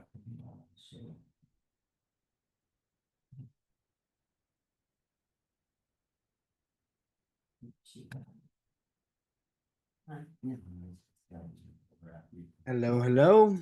Hello, okay. Full. Highlighted. The petition, yeah, the petitions, they're in there, they weren't separate, they were in document. When you want to pull up the. Just, yeah, just sort of how, I know they were in, I meant to do this town, I saw this in the stipulated resolution. They were just like, yeah. Hard to like. Oh, that's what it was, they were hard to Yeah. agreement. So I mean. Just do a quick, yeah. Okay, we're gonna do a quick count of the petition signatures. They were a little hard to read from the scan, it was very blurry, so I think that was the problem with them, but. We'll get a quick count. Okay, so DJF Collective LLC doing business as a to be determined is seeking a full on-premises liquor license in the premises located at 422 East 9th Street between First Avenue and Avenue A. This is an application for an establishment of up to 74 people, 13 tables, 46 seats, including 1 stand-up bar, with less than a full-service kitchen serving food during hours of operation, no television, small speakers playing music at background level. There are 29 full on-premises licenses within 500 feet. And this license is currently unlicensed, but previously, up until 2022, was a craft beer establishment with good beer. Since then, it operated as an illegal cannabis shop. The applicants do not have any hospitality experience in New York and have a previous license and have never been previous license holders, but have worked in hospitality industry in New Hampshire. 75. We had 75 residents who live within 2 blocks of the location signed a petition in favor of the application. We did receive 2 emails in opposition, one from a local resident, one from East Village Community Coalition, and 59 residents who live within 2 blocks of the location, 59 residents who also live nearby, several of them in the building signed a petition in opposition to this application. They are proposing hours of operation, opening no later than 10 a.m. all days, closing by 12 a.m. Sunday through Wednesdays, 1 a.m. Thursdays, and 2 a.m. Fridays and Saturdays. Will not use outdoor space for commercial use, will not employ government or security, will install soundproofing to ensure no sound from audible nearby apartments, will have a closed fixed facade. Will play on the background recorded music only, will not have live music DJs, promoted events, scheduled performances, or any event which photography is charged, will not apply for alteration without coming to CP3, will not host public crawls with party buses, no unlimited drink specials including boozy brunches, may have happy hours until 7, will ensure there are no wait lines outside, and have a staff person designated for ensuring no loitering noise, and will post stipulation. Okay, is there anything you would like to add or change to what I just said? I think that more or less covers it. I would just say that we're trying to make, sorry, Frank. No, I was gonna say, seemed accurate to me. Go ahead, sorry. I'll just add that we're trying to do a cafe by day, bar by night with kind of a third place concept. So we're not planning on getting too rowdy, but yeah, all the information is correct. Okay, so I do know we have a couple people here in person that would like to speak to this item. So we're gonna go ahead and start with Kate Pulse.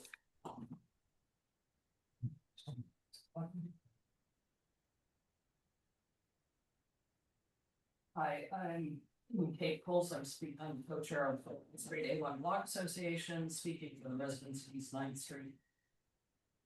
We see absolutely no public benefit to one more license than the ones that Clint already mentioned, 29 within a 500-foot radius, and the SLA in New York State stipulates there should be 3 in 500 feet.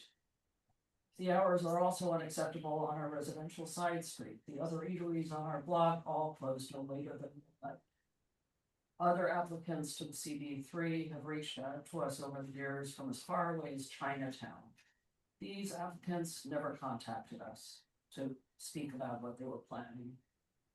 And Clint already mentioned the rest of what I was going to say, so we vehemently oppose this application, period. Okay, thank you, Kate. Anyone else that wanted to speak to this item? Well, I'm the other co-chair of the 9th Street A1. I have to.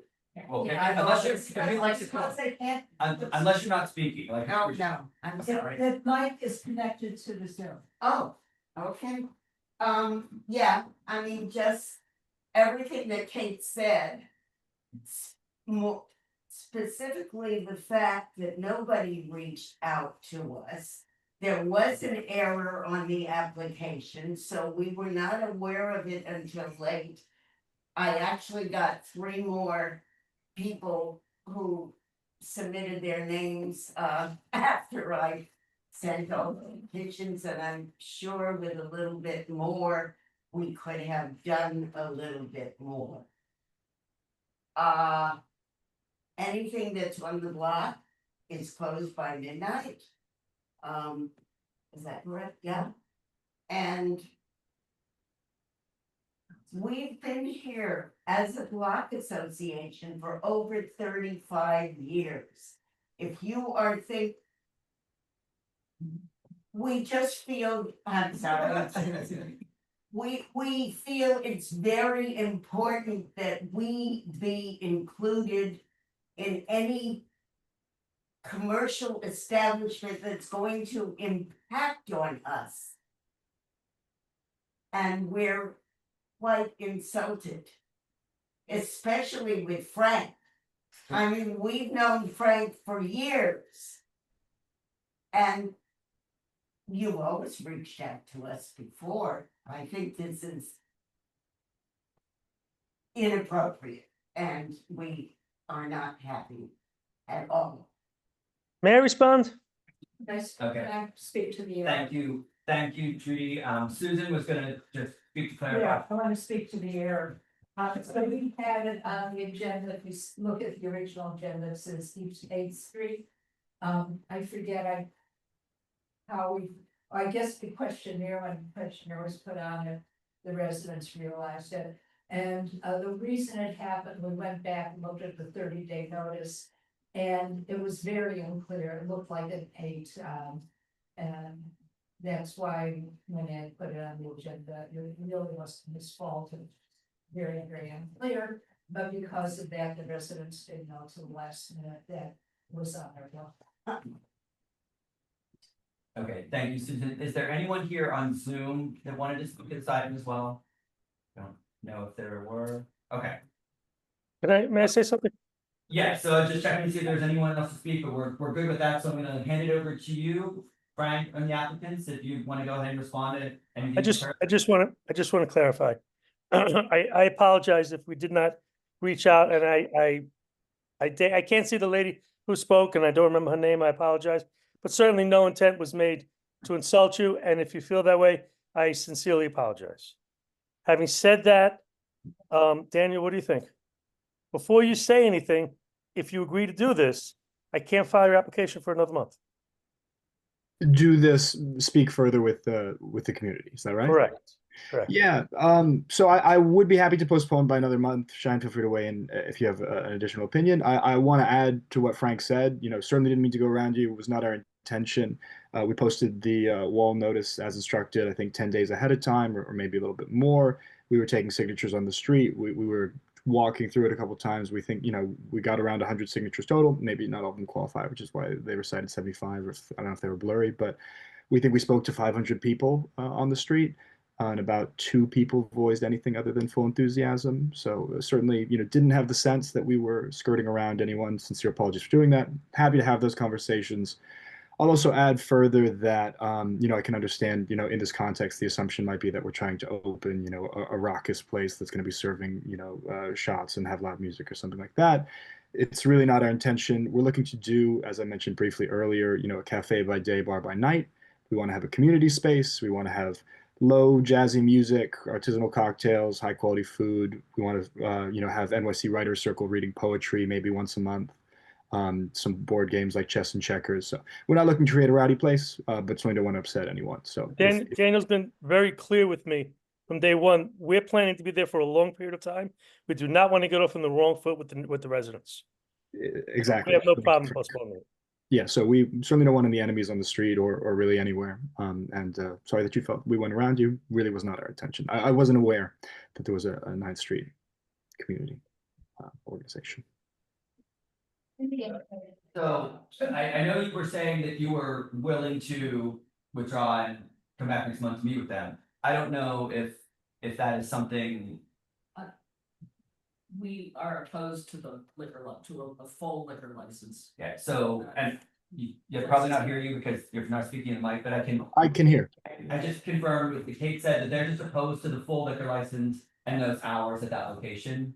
So I don't know if that would make a difference. I was able to hear Kate. Kate, do you mind if I ask why? Because that place has never been licensed. We have a completely oversaturated neighborhood. There are way too many bars in the neighborhood that people can go to.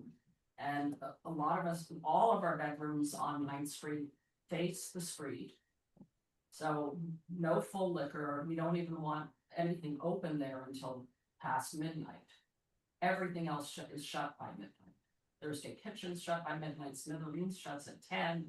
Whitman's shuts earlier. All the other places on the street shut early. You're in the middle of a residential side street. There is no precedence for this in our block, especially. We are not St. Mark's Place, and we have fought tooth and nail for 35 years to keep it that way.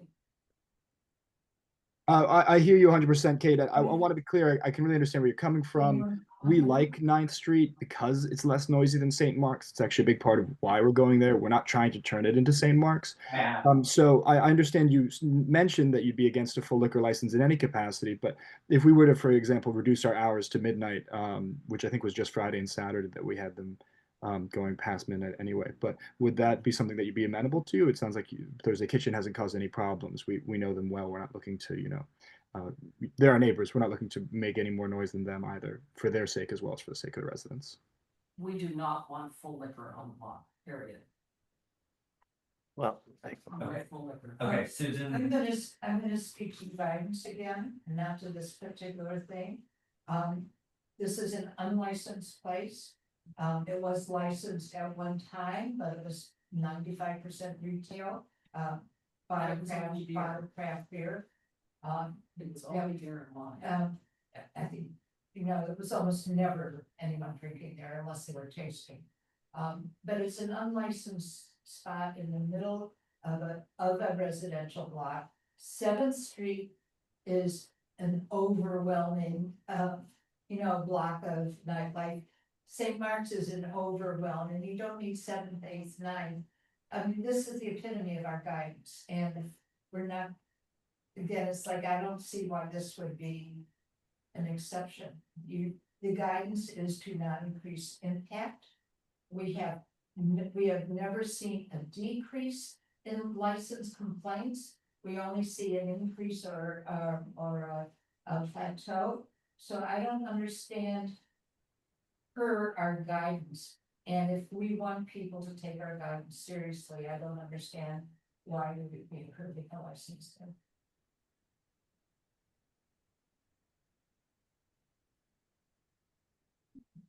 So that was gonna be whenever it came down for me to speak, that was one thing that I was gonna point out is, it was only ever licensed as beer and wine, and it was primarily a retail establishment.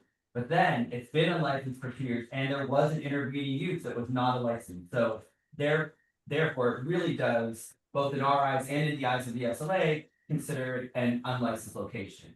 And that is something we're trying to do more of, especially in this area where St. Mark's has been even more so recently out of control. And I don't know that I would be comfortable adding a full liquor license on this residential side street, especially with hours later than midnight. So that's my opinion on this. I don't know if other committee members have anything to say. I would say as well, midnight as well. For football, yeah. Sorry, Clint, did you say OP or beer one?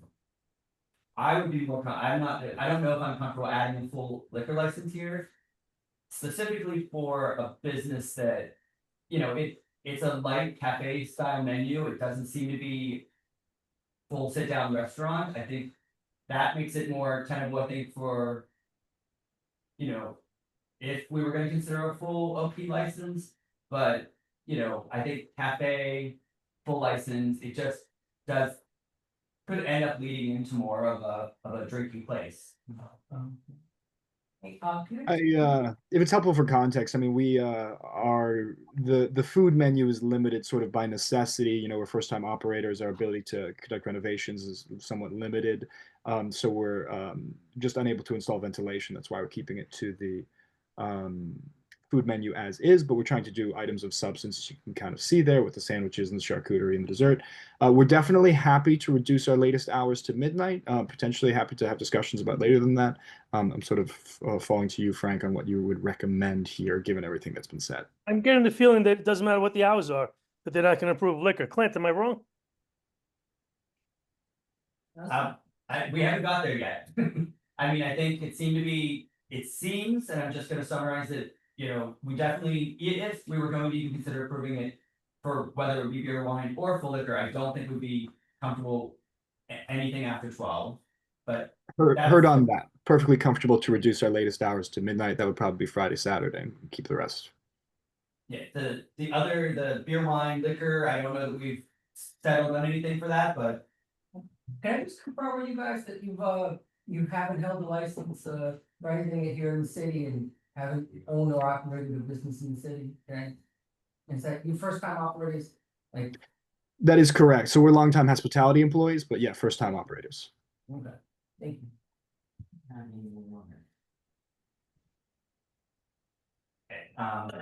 Anyone else have any thoughts on that, on the full liquor, beer, wine?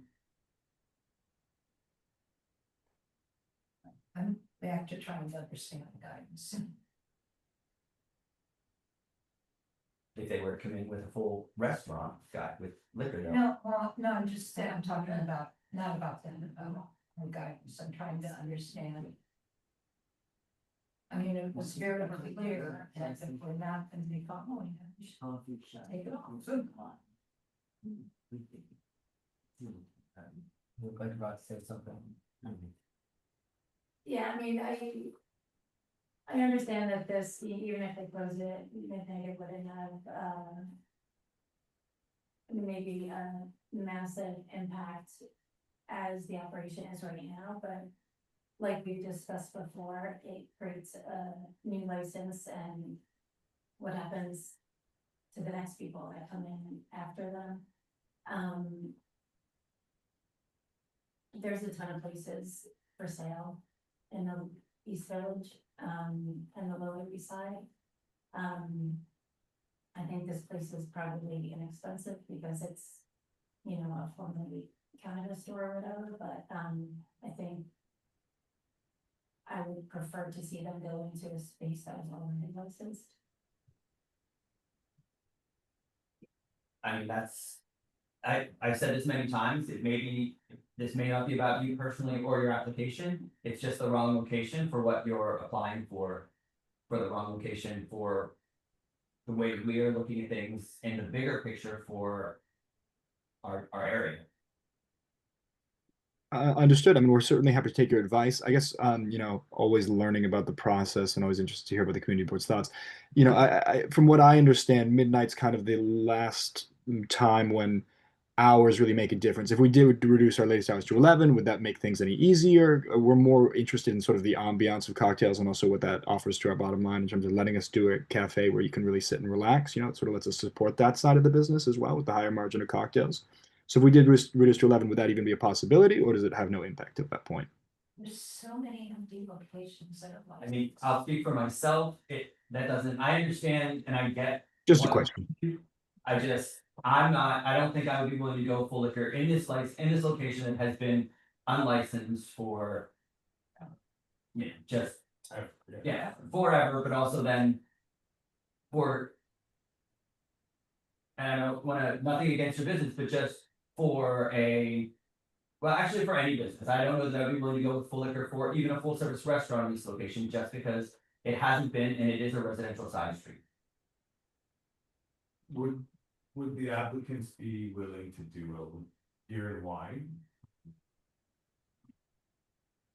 We would consider it, absolutely. Frank, I don't know if you have anything you wanted to say with that hand there. No, I appreciate. Was that you, Stephen? I'm sorry. Yes, that was me. I appreciate it. It's truly not a question you have to consider right now. Well, I guess, maybe that's the question. Maybe we shouldn't have even, were you actually going to withdraw and come back next month and meet with the neighbors? They seem to I say. had offered to do that, but I'm not sure. They seem to say that they appreciated that notion, but they weren't willing to go with a full liquor license in this location for. No, but if I was considering wine and beer, I have a feeling it's going to be administrative approval because the hours would be a problem anyway. So it's not necessarily a decision I need to make right now, right? You are technically correct. If you're going to go with wine and beer and closing at midnight, it would be a administrative approval, so. Is it administrative approval, it's not licensed? For beer and wine. For beer and wine. Oh, for. Only full liquor has to be previously licensed. Beer and wine for administrative approval does not have to be previously licensed. That's why I think this is something that my clients have to think about. Remind them that that's now 2 years Yeah. before they can apply for it. Yes, so it is, the administrative approval process for beer and wine is 2 years before you can apply for an upgrade as well. Then I'll appear next month. I'm sorry, what was that, Frank? Then I'll not take the administrative approval and appear next month. Then you're not, okay. It'll be here 2 years. So, but I will say, and just for the applicant's purpose, even if we were to continue on the discussion of a beer and wine application for this location. There's no guarantee that even after operating for a period of time, that we would upgrade to a full liquor. It's an option, you always have the right to apply, but there's no guarantee that it would be approved. Understood. My impression is that that's a right that's earned by proving yourself in the community, not a guarantee. So, I guess just to finalize, are you? So do you Clay, want can I ask a to- question? May I ask you a Sorry, question? What's the next case gonna be? Not mine, is it? What? What's the next one up on the agenda? I was actually probably going to take yours, just because I know there's some people online for that as well, so. You wanna just skip one and let me talk to my clients? Okay, so 302 Broom, but we can skip around and then come back to it. Yeah, well, just one and we'll come right back to you. Okay. Great. So we'll give you guys a chance and we'll go on to the next item and come back. Thank you.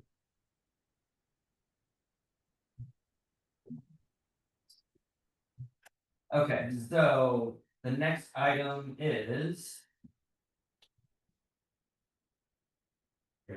Yeah, number 13, Gangnam Korean Barbecue. Yes.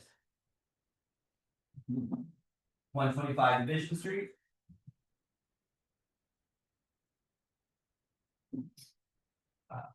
Give me 1 second, and I will give a quick summary. So this is Division Grill LLC doing business as Gangnam Korean Barbecue and Hot Pot is seeking a full and time supply chain.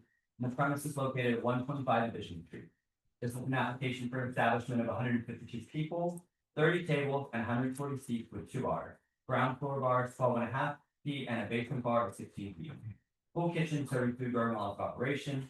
Television and background level music by streaming services. There are 38 full on premises licenses within 500 feet. This location has currently been operating with the beer and wine license for a year. The applicant the applicant has been operating this location as well with the beer and wine license. There are 2 commercial brew and complaints within the past 2 years. We received no prior support or opposition to this item so far. 11 residents who live within 2 blocks of location signed a petition in favor. They are proposing hours of opening no later than 11:30 a.m. and closing by 12 a.m. Sunday through Thursday. Opening at 11:30 a.m. and closing by 2 a.m. Friday and Saturday. They will not use outdoor space for commercial use. No security or doorman. We will install soundproofing to ensure no sound is audible in nearby apartments. We'll close any front door facade doors and windows at 10 p.m. We'll play ambient background for music only. Though DJs, promoted events, scheduled performances, voting at cover fee is charged. Will not apply for an operation without coming to CD3. No pub crawls or party buses. No unlimited drink specials and boozy brunches. I don't think you checked off happy hours. And did you want happy hours? I don't think so. No. Do a happy hour? Probably just 5 to 7. Oh. So okay, Five- so 5 to 7. okay, so happy hours until 7 p.m. every night. Yep. They will ensure there are no wait lines outside and have an employee designated for ensuring no loitering, noise, or crowds. You said 7 p.m. for the happy hours. And we'll post stipulations by the list. Okay, so I'm gonna hand it over to you. Is there anything you would like to add or change to what I just said? Yeah, no, I don't think so. Hi, everybody. My name's Matt Leone. I just wanted to introduce myself. I'm here on behalf of Division Grill LLC, and this is Yang Lee, who is the owner. They have been operating for approximately, I think it's about 1.5 years at the location. They do have the beer and wine license. Currently, their hours are they operate till midnight, 7 days a week. They would like to have the opportunity on Friday and Saturday to stay open until 2 a.m. They're hoping to just catch some later, a little bit of a later crowd, maybe people who've gone to the movies or seen a show, an art exhibit or whatever, and still want to come out and have some food and have a couple of drinks. Since they have been operating, the plan originally was to just go with the beer and wine only. I think they found since they've been operating that it's very, very tough to just do beer and wine. With the, even though it's full service restaurants, Korean barbecue and hot pot restaurant. And I think what happens is if there's a group of 4 or 6, even if there's one person who decides that they want full liquor drinks, that they either avoid going to the restaurant completely, or if they go and they find out that it's only beer and wine, that they don't return. So I think over a period of time, they have been asked, the restaurant's been asked by customers, when are they gonna get a liquor license? Can they get a liquor license? So that was really the main driving factor. I was unaware that there were some 311 complaints that, so I don't know, I'm not really able. It was saying that's not a substantial number, so it's not. I don't think we're concerning ourselves with 2, so. Okay. Yeah, that's it. So Okay. unless there are questions or issues they want to address, to Mr. Wu. Let's just check to make sure, is there anyone here on Zoom from the public to speak to this item? I don't think there's anyone here in person, so. Okay, so I did have a question, mainly just about the extension of the hours. You're planning on keeping your full menu and the hot pot menu and everything, the full restaurant open to the extension of the hours. You're not extending the hours, but you're going to, turn into basically we're concerned you're not going to turn into a bar, right? You're going to have your restaurant. It's a restaurant and pairing drinks.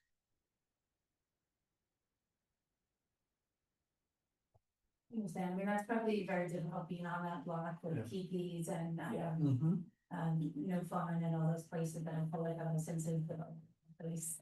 And like you're doing the right thing, right, having a full night, no restaurant, you can't serve, on routine on your. Yeah. So I live down the block from this place. And I pass it like every day on the way home to work, to and from work. And it's a legit restaurant. It's very nice and the facade is very nice with the wood. I used to I admire that every day when I pass it. But yes, I echo what Megan said. It's a very crowded block. Keep these on, but it is a legit cheesecake restaurant from some city. To a nightclub. Steven, any thoughts or comments at all?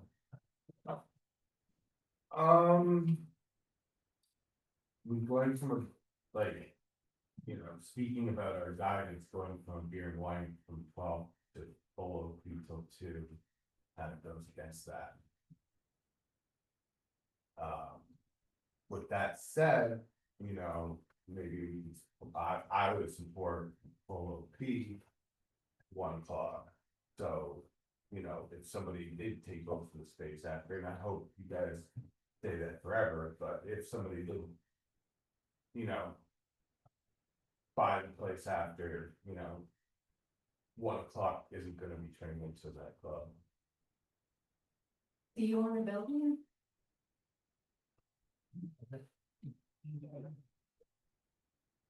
Yeah, we own a building. Yeah, that's what that's the thing. So then I can't my state. But that was a good point. That, Yeah. Support that. Otherwise.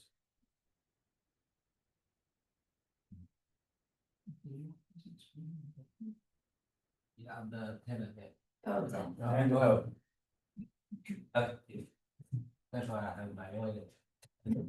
Yeah, I'm sorry, yeah, I'm pretty sure that he doesn't own the building. Oh. The business does not own the building. So. Your point is. Would you consider, I mean, I don't think any of us have a problem because it is a full restaurant. I don't think any of us have a problem upgrading to the full liquor. Would you consider 1 AM instead of 2?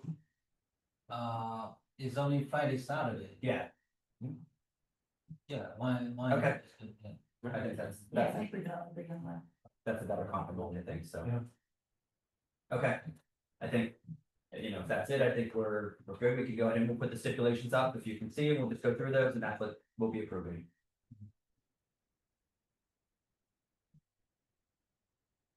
Okay, so it is I, Young Lee, as qualified representative of Division Grill LLC, located at 125 Division Street. My license is a full liquor license, will operate a full service restaurant, specifically a Korean barbecue and hot pot restaurant. Yeah, yeah, you can go up if it's easier to see. Oh, sorry, I was trying to make it a little bigger.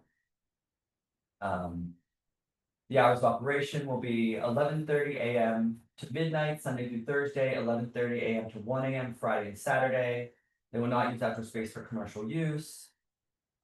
Soundproofing is already installed, so you can, if it's already installed, and you're the entire building, right? There's no tenants above you, or there's. So on one side, so the building, the premises goes like back to front from Division Street to East Broadway, and I think there are apartments on the East Broadway. 138 East, or 136 East Broadway. There is directly above restaurant on Division Street. I don't think there's anything, there might be an office or something. How many square feet is this space? Roughly. For first floor, I think it's 2,600. And the basement? Yeah, probably like 1,500. But you're operating there, or you've been operating there, and there's been no issues with noise with the neighbors or No. anything, right? I guess we're gonna uncheck the soundproofing because it's already existing, so. Then you will close any front rear facade doors and windows at 10 PM. You will not have DJs, no live music, no third-party promoted events, any of the Phantom which cover fee is charged with scheduled performances.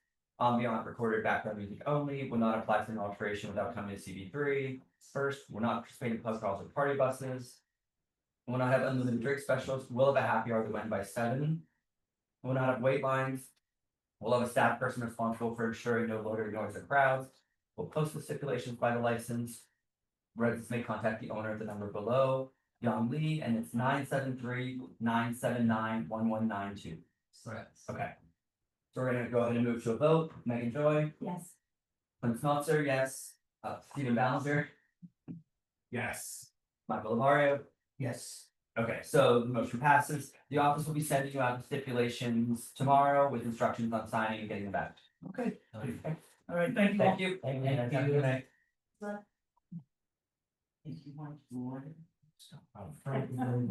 Okay, so we're gonna bring Frank and the applicants back in from 17, the DFS. No, the new. Wait, 17. We're gonna go back to, Oh, we are. yeah, he wanted to talk to his clients, and we're gonna go back and kind of. Thank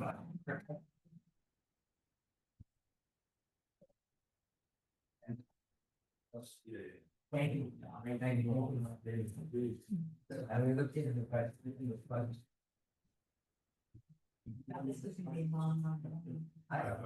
Yeah.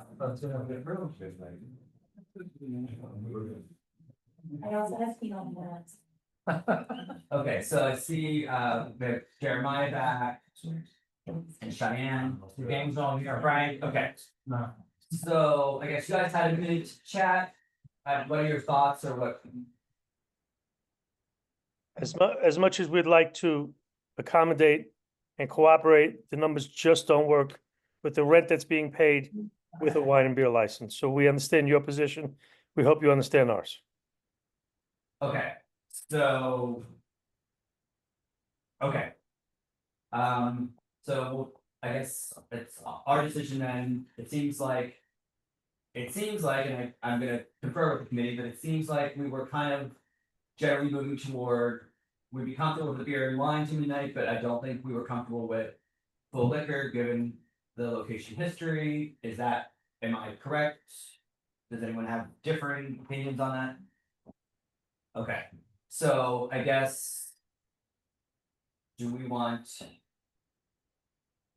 want to do this as a, we would vote for either a full denial to the current application, or do we want to vote as a beer and wine until midnight? Let's vote beer and wine. And then they won't sign it and it'll turn to a denial, but. I'm sorry, Clint, how are you preparing a stipulation for something that's not before you? So then it'll be a complete denial, you're right, so we'll just move to a I denial. don't understand how you can do that. Well, we can change it to whatever we want, you don't have to sign it. Okay. I don't think you can. Okay, Susan, go. I mean, they are applying for the Yeah. and to. No, they're deny- applying for full. I'm sorry, I meant they're applying for a full liquor. And if you did stipulations for a full liquor, I could understand how that makes sense. But you're denying it because of reasons stated in the guidance. And I think it's more, to be honest, to just deny for those reasons. So we're voting for the full. So, yep, so motion on the table, or well, no, the motion, it's been discussed, I think we kind of decided if. We're not, I mean, the way I look at it, and the way I was proposing it is we often do this where. They might be asking for 2 AM and we'll say 12, so we're still changing what they're applying for, so I don't see the stats That's different. not the type of. But anyways, we're gonna, the motion on the table, I think, is to move to a full denial. Is there a straw poll, or do we all, is that where we're at? Yeah. Okay. So then, based on the fact that, our recently voted on guidance, we are asking not to increase the impact on any of the licenses we're granting. This has been a previously unlicensed location. It was licensed for beer and wine for many years. It's been unlicensed for 2 years with an illegal cannabis shop operating. So there was an intervening use, so the state would even consider this an unlicensed location. It's not, there's no gray area there. Yes, Based on, and the Yes, rest. there is. The intervening use was illegal. But there was still an intervening use that wasn't licensed. It doesn't matter if it was illegal. Let's move that on. So based on the fact that this is a residential side street. And we are trying to do our best to limit the impact, we are moving to deny. Megan Joy, Yes. Stephen Ballinger, Yes. Clint Smeltzer, yes, Michael Lavario. So this item was denied, you won't be getting the stipulations, Frank, but. Thank you for your time, guys. I'm sure we'll see you at the SLA. Okay, Thank you for your time. thank you. Okay, so the next item we have, I think. We have 2 more left, and we'll just go ahead and take this Frank thought, we're gonna go ahead and take number 16, which is. Churries. Churries Inspiration LLC, which is 302 Broad Street. Thank you. There's nobody in. Thank you for coming. There's no evidence. I don't think there's. Okay, so. If applicant is here, applicant or attorneys are here for, I know the attorney is Frank, so no one's here. And then if the applicant is here for Churries, which is Churries Inspiration with 302 Broad Street, please raise your Zoom hands. Well.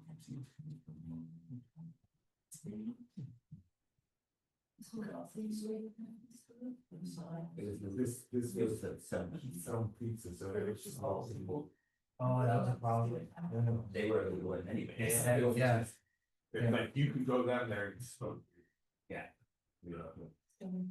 So, do they still have a place out in 4th Street? But it's not, they're so much less the problem than I walked by there once, and the bouncers started threatening us. Okay. So it looks like we have the applicants here, and then I'm gonna go ahead and give a quick summary. Just give me 1 second. Okay, this is Churries Inspirations LLC doing business as Churries, is seeking a full on-premises liquor license for the premises located at 302 Broome Street between Forsyth and Eldridge. This is an application for establishment of 148 people, 29 tables with 95 seats with 2 bars, 34-foot L-shaped bar with 16 seats on the first floor, and a 36-foot bar with 10 seats on the in the basement. Full kitchen serving Mediterranean fusion at all hours, no TVs but live music and DJs, and recorded music at background level. There are 21 full on-premises liquor licenses within 500 feet. This location was previously approved by the community board in September of 2024 for a full OP license. That application did not move forward due to, I think, some lease issues. Prior to that application, this was previously housed Stone Pizza. Prior to that, it was Omar's, The Boat and Better Days. The latter 2 were previously licensed for full on-premises liquor license. This current applicant has never been a liquor license holder. We did receive an email from a resident in the building questioning some of the information on the application and stating that the applicant has not met with anyone in the building. 59 residents who live within 2 blocks of the location signed a petition in favor of this application. They're proposing hours of opening no later than 5 p.m. Monday through Friday, 12 p.m. Saturday and Sunday, and are closing by 2 a.m. Sunday through Thursday, 4 a.m. Friday and Saturday. They are not using outdoor space for commercial use. Will close any front rear facade doors and windows at 10 p.m. They will play on the upper quarter background music, live music and DJs at background level, but we will not have third-party promoted events, scheduled performances, any event which cover fee is charged. Will not apply for any alteration to its method of operation with coming to CP3. No pub crawls or party buses. Will not have unlimited drink specials, including boozy brunches. Will not have happy hours. Will ensure there are no voting lines outside the designated employee for ensuring no loitering noise or crowds. Okay. Is there anything you'd like to add, change, or correct with what I just summarized? No, that's pretty accurate, Clint. Okay. Is there anyone, I don't think there's anyone here in person, is there anyone here online that wanted to speak to this item? If you're here on Zoom for this item, please raise your Zoom hand. Okay, so I do see, I guess we'll go online. We have an iPhone. Yes. Yeah, you wanna go ahead and we've promoted you if you wanna unmute yourself. If you are on it, if you're not on the app, I saw you unmute yourself, so I think you're good. Go ahead and speak. Yeah. Hey guys, how are you?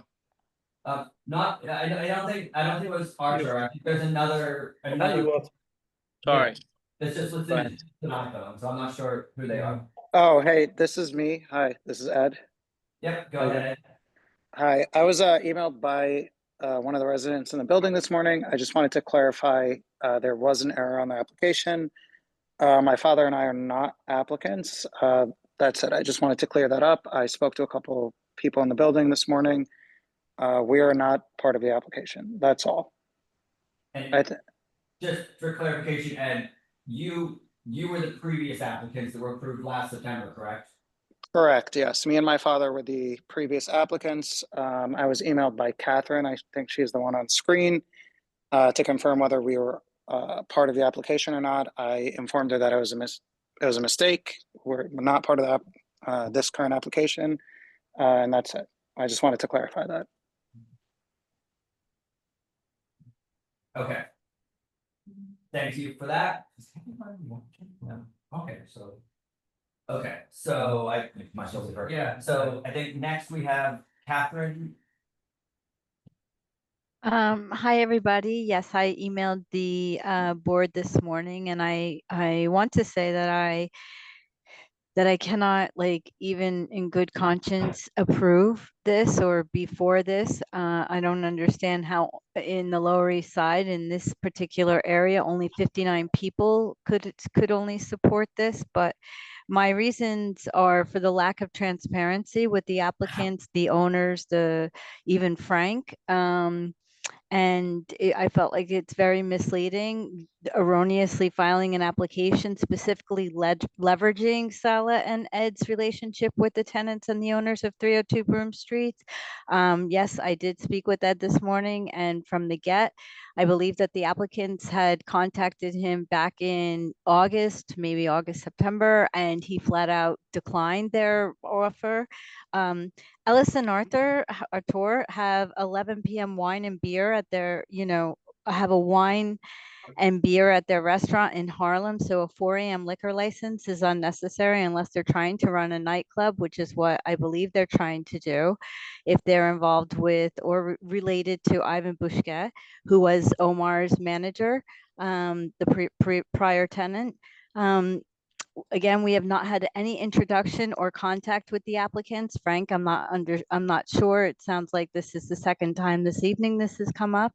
And the sign was literally put up 2 days ago or on Friday night.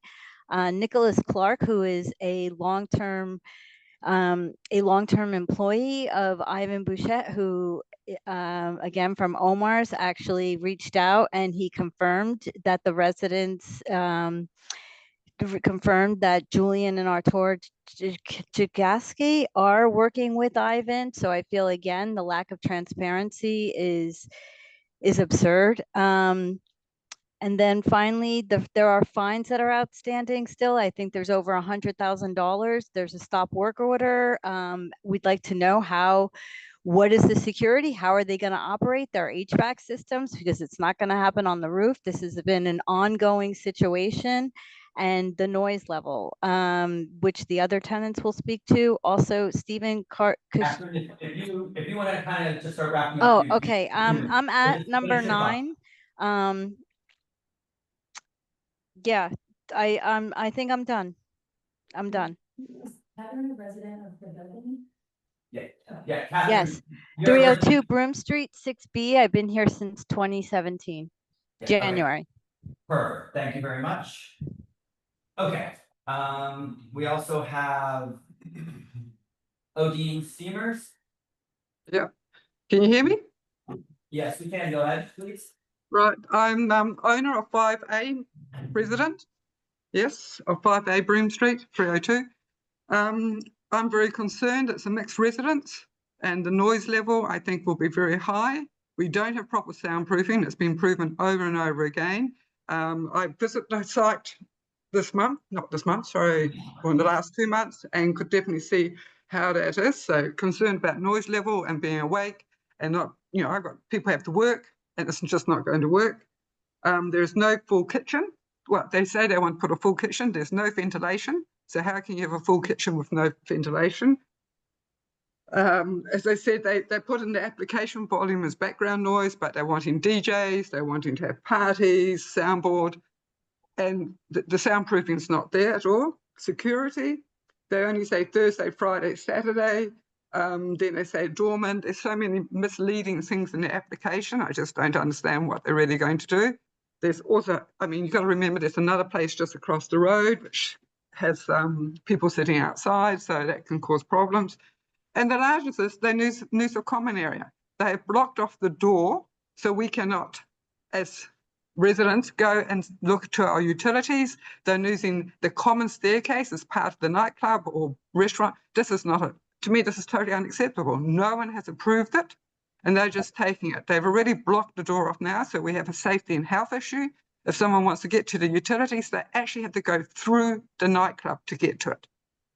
And yeah, to me, that can't be. We need to have the proper access that has always been there. No. Okay, I think my 2 minutes are up. Okay, yeah, well, you've got a few seconds left, but you're gonna be, thank you. Are you, just a question for the applicants before we go on to the next person. Are you currently operating? No.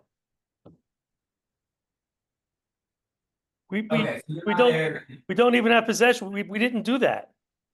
Okay, I just wanted to clarify that. I knew it was mentioned, but okay. Next we have Sarah. Hey, hi. Yes. Hi, you can call me myself. I'm in residence at 163 Christie Street, and I remember when like the nightmare in the neighborhood was when Ivan was running Omar's, and everyone was saying he's working with Arthur on this place. So we don't need another club in the neighborhood, and don't need Arthur and Julie and Jijasi, because Ivan's DJs, they're not welcome in the neighborhood. That's all. Okay, thank you for that. Next we have Amber. Hi, this is Catlin, resident 5B, and the basement used to be a retail stores. They converted to a nightclub back in the 2012 without even let all the owners know. They just converted to a nightclub 2012 without any construction conversion or structure conversion. So whatever they do downstairs, everybody upstairs, all the residents are gonna hear it through the elevator shaft with the smell, noise, cooking, everything goes all the way up to the apartment. So it's the structure. It used to be a retail store. So they converted as a nightclub. And so it creates a lot of noise problems. Any music goes up and, that bothers everybody. And also there are so many bars and liquor stores right around the corner, like 500 square feet. Right across the street, there are 2 or 3 of them already. So why we need another nightclub on 302 Bloom Street? And also there's a partial nonstop order. The DOB issued on May 9, 2023. And it's still hanging there. And they haven't resolved. The owner is still, Nanda is the owner. They still haven't resolved the issue yet. And then last month, DOB issued another violation, September 8th, failing to certify correction. So they still ignore.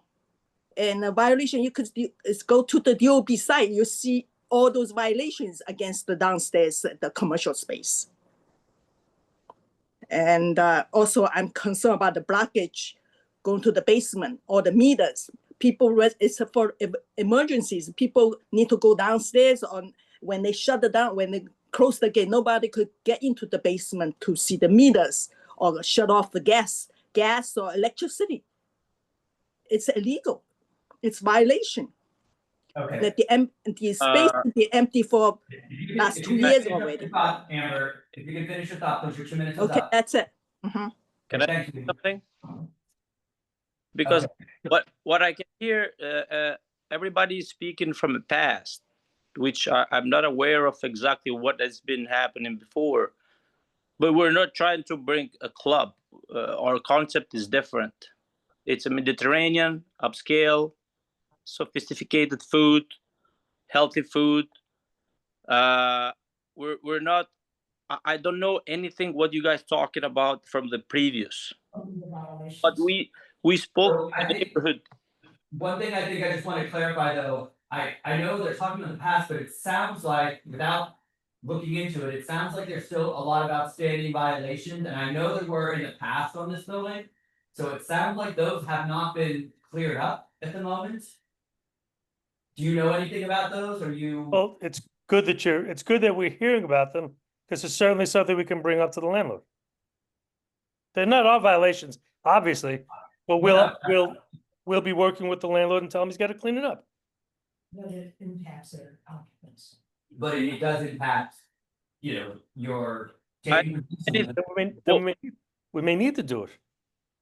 I just want to, just state for the record, I mean, I don't want to get involved between clients who are partners or not partners anymore, or whatever, but when I put that advance 30-day notice, Ed was involved. He's not involved now, that's very clear. And So it's not as it off the police. It's not as though there's any kind of trickery here. As far as meeting with the residents, I think Arthur should have, to be honest. I guess the question is though, I mean, Ed did state himself that when he was approached, he declined, so. It sounds like he probably should have never been listed on there in the first place. Well, I didn't sign his name, Clint.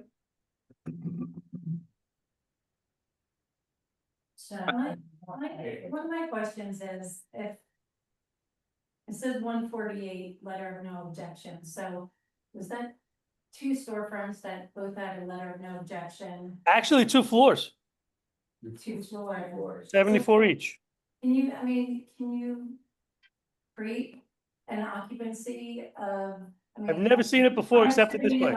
It has to be what was use group 6, which it would not have a PA. So.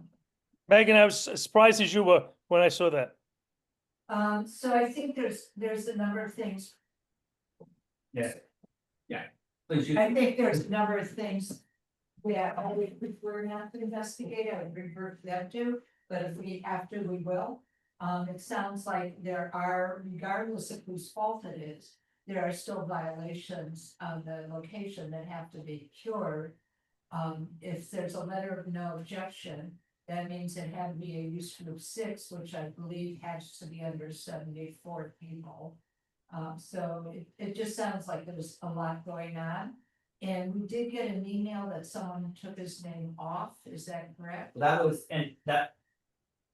Ed who spoke earlier at the beginning. He was the applicant that we approved last September. He spoke and said he and his father are not part of this at all. They actually met with the residents last year. They came to an agreement. We approved it, but it never moved forward, I think, because of these issues. So he spoke at the beginning saying, he said, I declined. He's like, we never were part of this. We should have been. But then why did he sign his name? I mean, it's still. Well, that's What- Frank is saying he did sign his name, so that's the question of. It's just like funny things are going on, and if someone's name is there, but they're not there, it's like, well, then why did he sign his name? There's also a question and accusations of the old operator Omar's being. That's yes. Hey guys, I don't know what's going on, guys. We're new tenants. We're bringing something better than it was. If there was an issue, absolutely 100% we'll fix it. Is that a yes or no? Is Ivan that was the manager at Omar's, is he part of your anything at all? Who is that?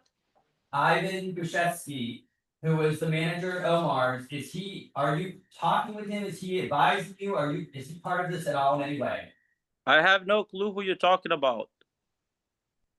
Okay, as far as the building violations, I don't know if they're. We can fix all violations that are in the building. Don't say that. Don't say that. That's not your responsibility.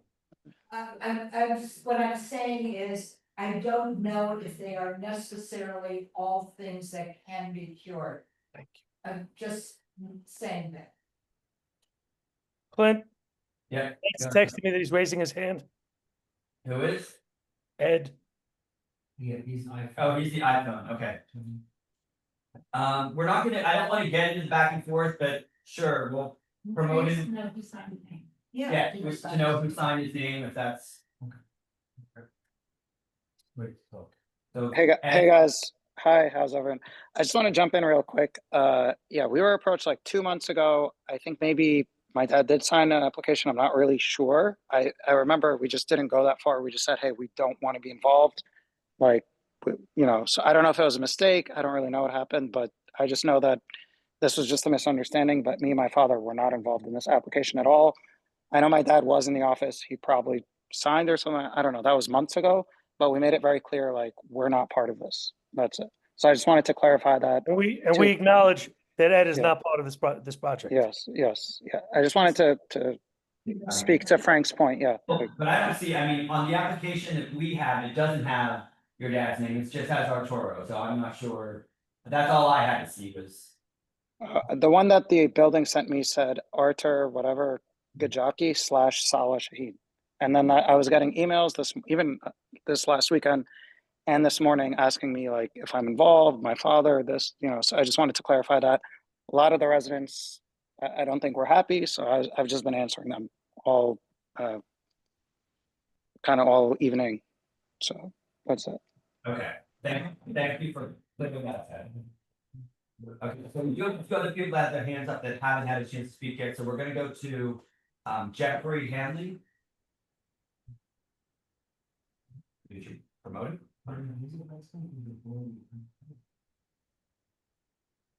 Jeffrey, we promoted you. You can. Yep, so you can hear me fine? Yes, you can. Okay, just reiterating the same issue that as a resident and owner above the nightclub that's previously been there, noise is an issue. There is no ventilation for cooking.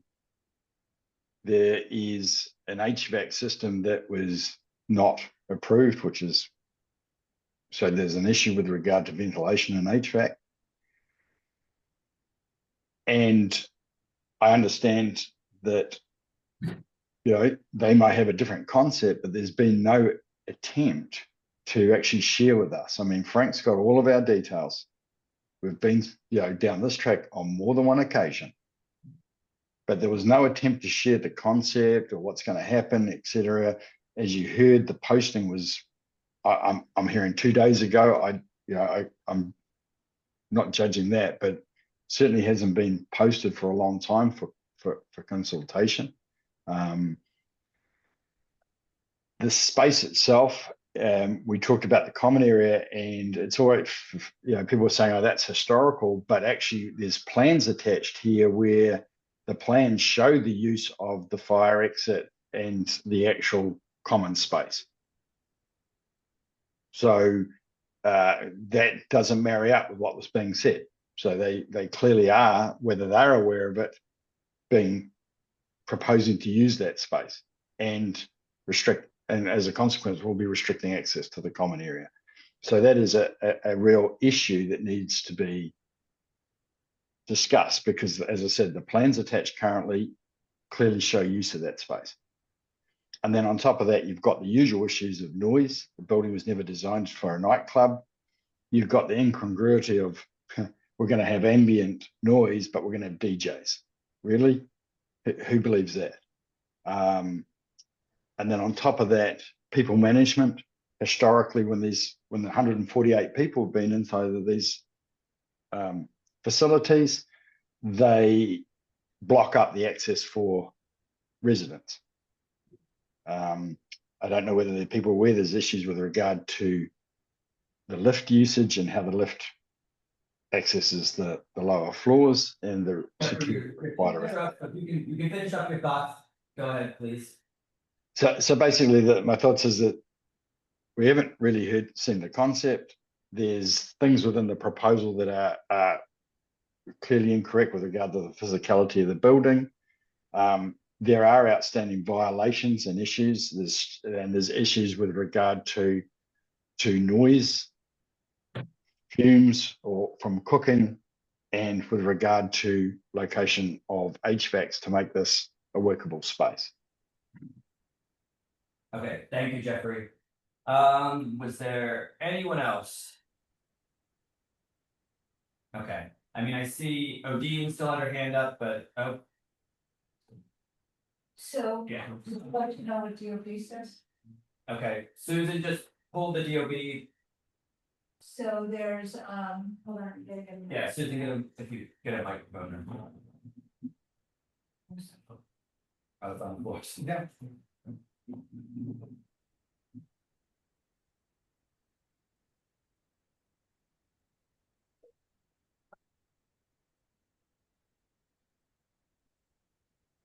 So there's a partial stop work order, and then when I click on that, says they issued there's a work without permit for work in the courtyard installing commercial cooking vent up to roof. And I'm trying to, so that Was that violation still open? it's still open, but it was from 2 years ago, but that seems to be the venting system at this point, so I don't know how they are going to be able to vent. I don't know if they're, you know, if the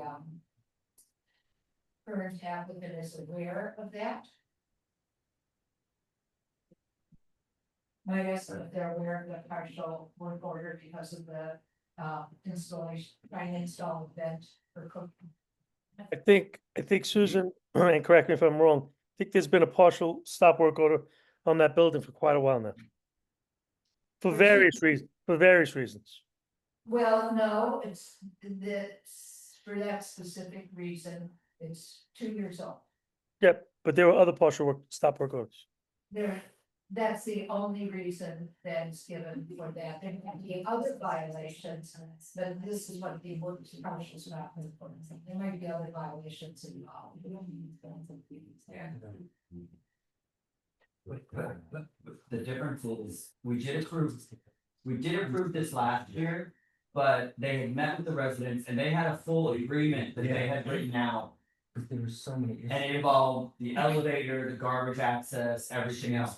So they had worked, the previous applicant that we did approve had worked all this out, and the residents did agree with it and supported them, including with the 4M license and some other things. But I think in this case, it sounds like they haven't had any communication at all with the residents, so I think the residents are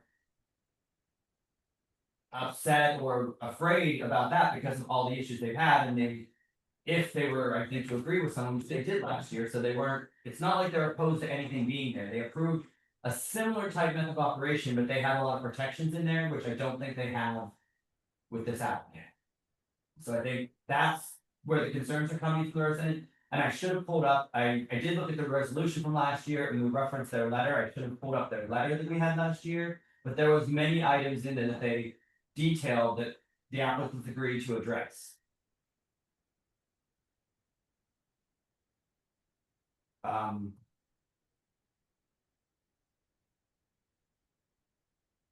Do we wanna?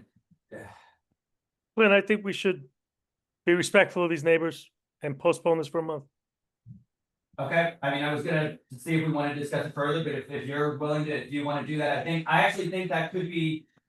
I think that's the best course of action for you, because as you remember last year, you worked with them and they did. They weren't unreasonable last year, and I think, you know, we got off on the wrong foot, and we should go back and see what we can do. Okay, so you're gonna, do you just confer with your client on that, or you're just gonna withdraw? I can do it. I mean, I think Arthur grabbed the other phone. He seemed to disappear for a second, so I don't know if he's hearing this, but.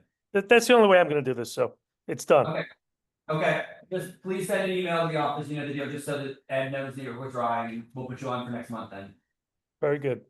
Have a good night, guys. That was it for you tonight, Frank, right? Have a good night, yes. Thanks a lot. Bye-bye. Okay. Okay, on to the next, these next two should be two. Two or one? Two, there's 15 and 24.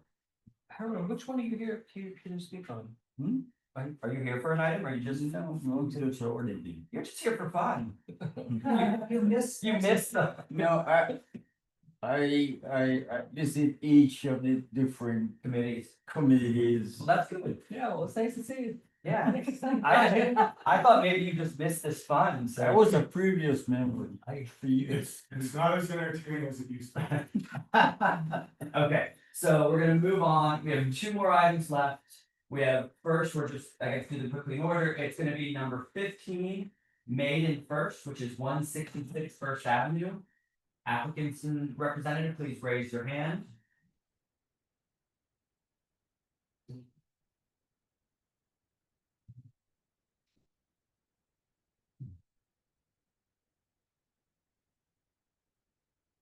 Okay, so I see we have prosecutor and I think Sean, so I'm assuming prosecutor, I'm assuming you're the representative.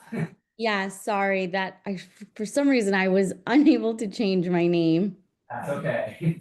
but I'm the attorney who represents Steve. Okay, so as you've heard, I'm gonna give a quick summary and then we'll hand it over to you for anything like that. So Yeah, Made thank you. in First LLC doing business at the to be determined is seeking a full on premises license in the premises located at 166 First Avenue. It's an application for an establishment of 74 people with 23 tables, 60 seats, one 15-foot stand-up bar with 6 seats in the basement, a full kitchen serving food during the hours of operation, no TVs, streaming, background music only. There are 7 full on premises licenses within 500 feet. The applicant currently owns Kisa at 205 Allen Street and C as in Charlie at 5 Bleecker Street. There were 2 commercial growing wind complaints in this location in the last 2 years. We haven't received any support or opposition for this item. There were 10 residents who lived within 2 blocks of location. They signed a petition in favor. They're proposing hours of, they would be opening no later than 11 a.m. Yes, to 2 a.m. Sunday to Wednesday, and Yes, then and then 11 a.m. to 4 a.m. Thursday through Saturday. Thursday to Saturday, yes.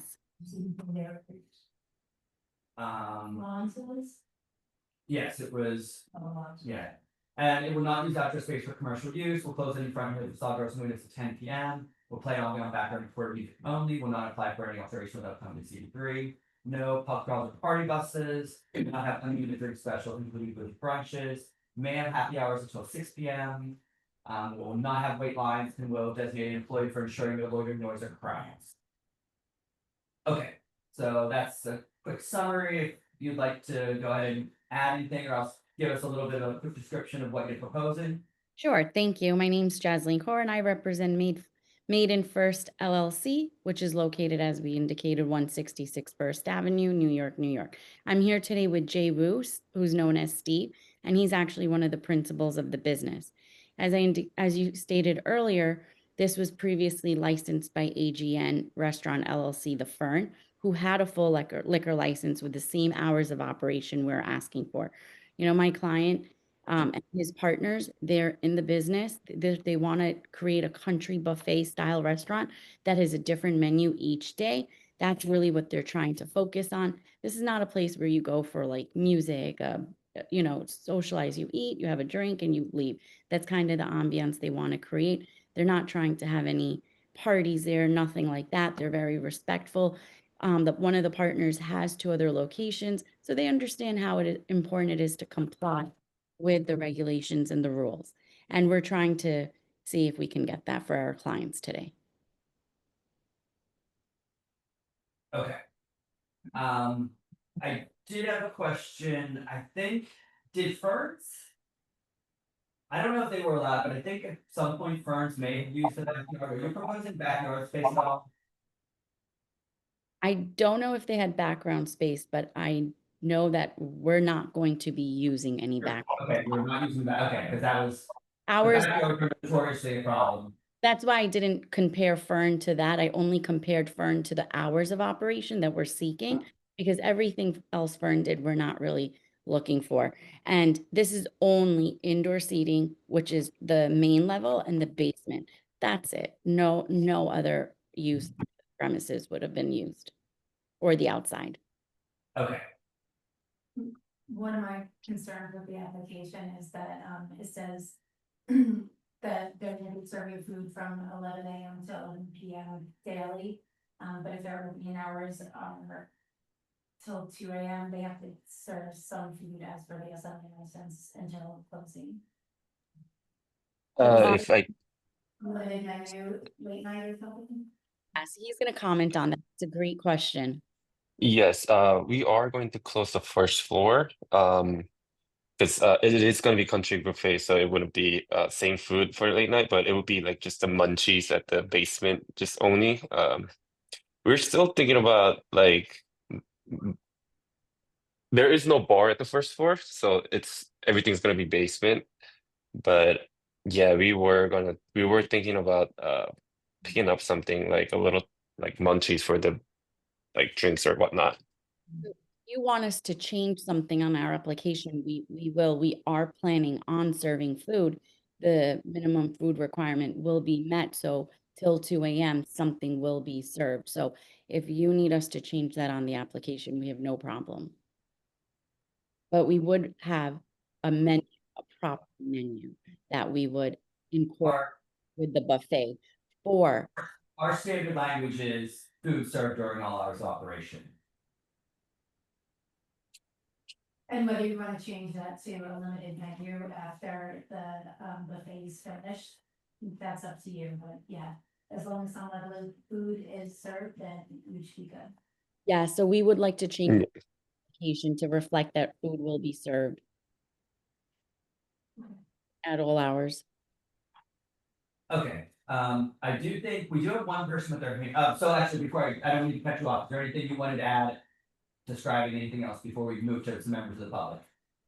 No, thank you. Okay, so we do have one person with their hand raised. I think we're gonna promote them, and I think Susan then also wants to say something as well. Good evening. Okay, so we have 166 resident, go ahead. Are you able to hear me? Yes, go ahead. Good evening, board. I'd like to preface by saying I'm not an attorney here, like prosecutor. I'm actually a tenant in apartment number 2, 166 First Avenue, which is directly above the proposed license location. And I'm here to oppose this liquor license application on both legal and public interest grounds. Most critically, this license may be legally prohibited. New York law prohibits liquor licenses within 200 feet of a place of worship on the same street or avenue. The Islamic Council of America is 189 feet walking distance from this location, so I urge the board to verify that. If so, this application should be denied on legal grounds alone. Beyond this legal issue, this application fails the public interest test.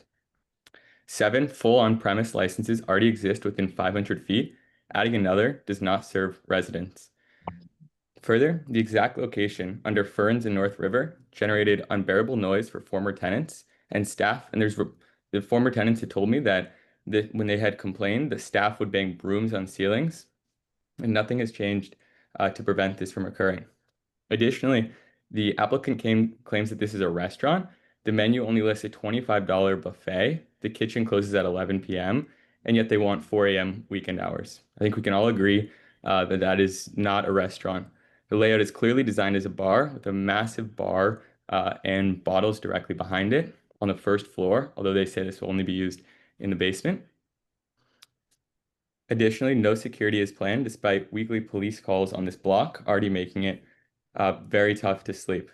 Further, on the application, only 2 of the 24 building residents signed support. That's 8% approval from the building that's directly above it, the same exact building, and 0 tenants that would have to bear this directly above.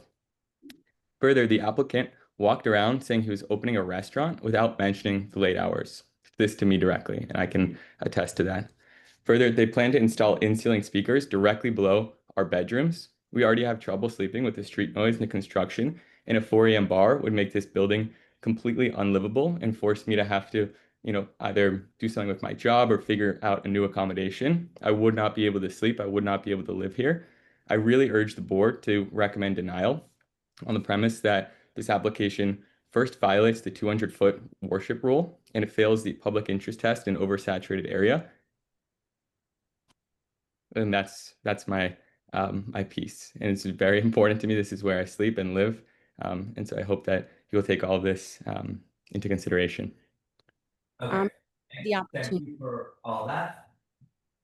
Okay, we have Susan here in the office was going to speak as well. Yeah, first I wanted to ask on the 200-foot, has this establishment been operating since pre-1993? 1993. Okay, so as far as the 200-foot worship, that's the Islamic Center is on the 11th Street, and it's Okay. on the same side of the street. It's So actually, No, but the Islamic is on a corner. the mosque is actually on First Avenue. I know it very well. It's on the corner, so it's also on 11th Street, but it's also on First Avenue, and I believe there's an entrance on First Avenue. It's under construction right now. It's under construction. There is an entrance there, but I don't know what the, I've never, I don't remember an entrance on the first avenue. I don't know. There's definitely an entrance on the left street. Yeah. okay, it's on. Anyway, that's not an issue for the community board. We're not the body that makes that determination. We would only say it should be investigated. I wanted to say just two things. I have the community board office has no complaints on this location. I'm not denying, it's very possible that the previous residents did have problems, but I want to make a note that there is no documented adverse history that I'm aware of. The other thing I want to say is, if they stop serving at 11 and only have munchies from 11 to 2, it does sound like they're focusing on just having a bar after 11. So if I may say something, I'm so glad that we have the opportunity to discuss this.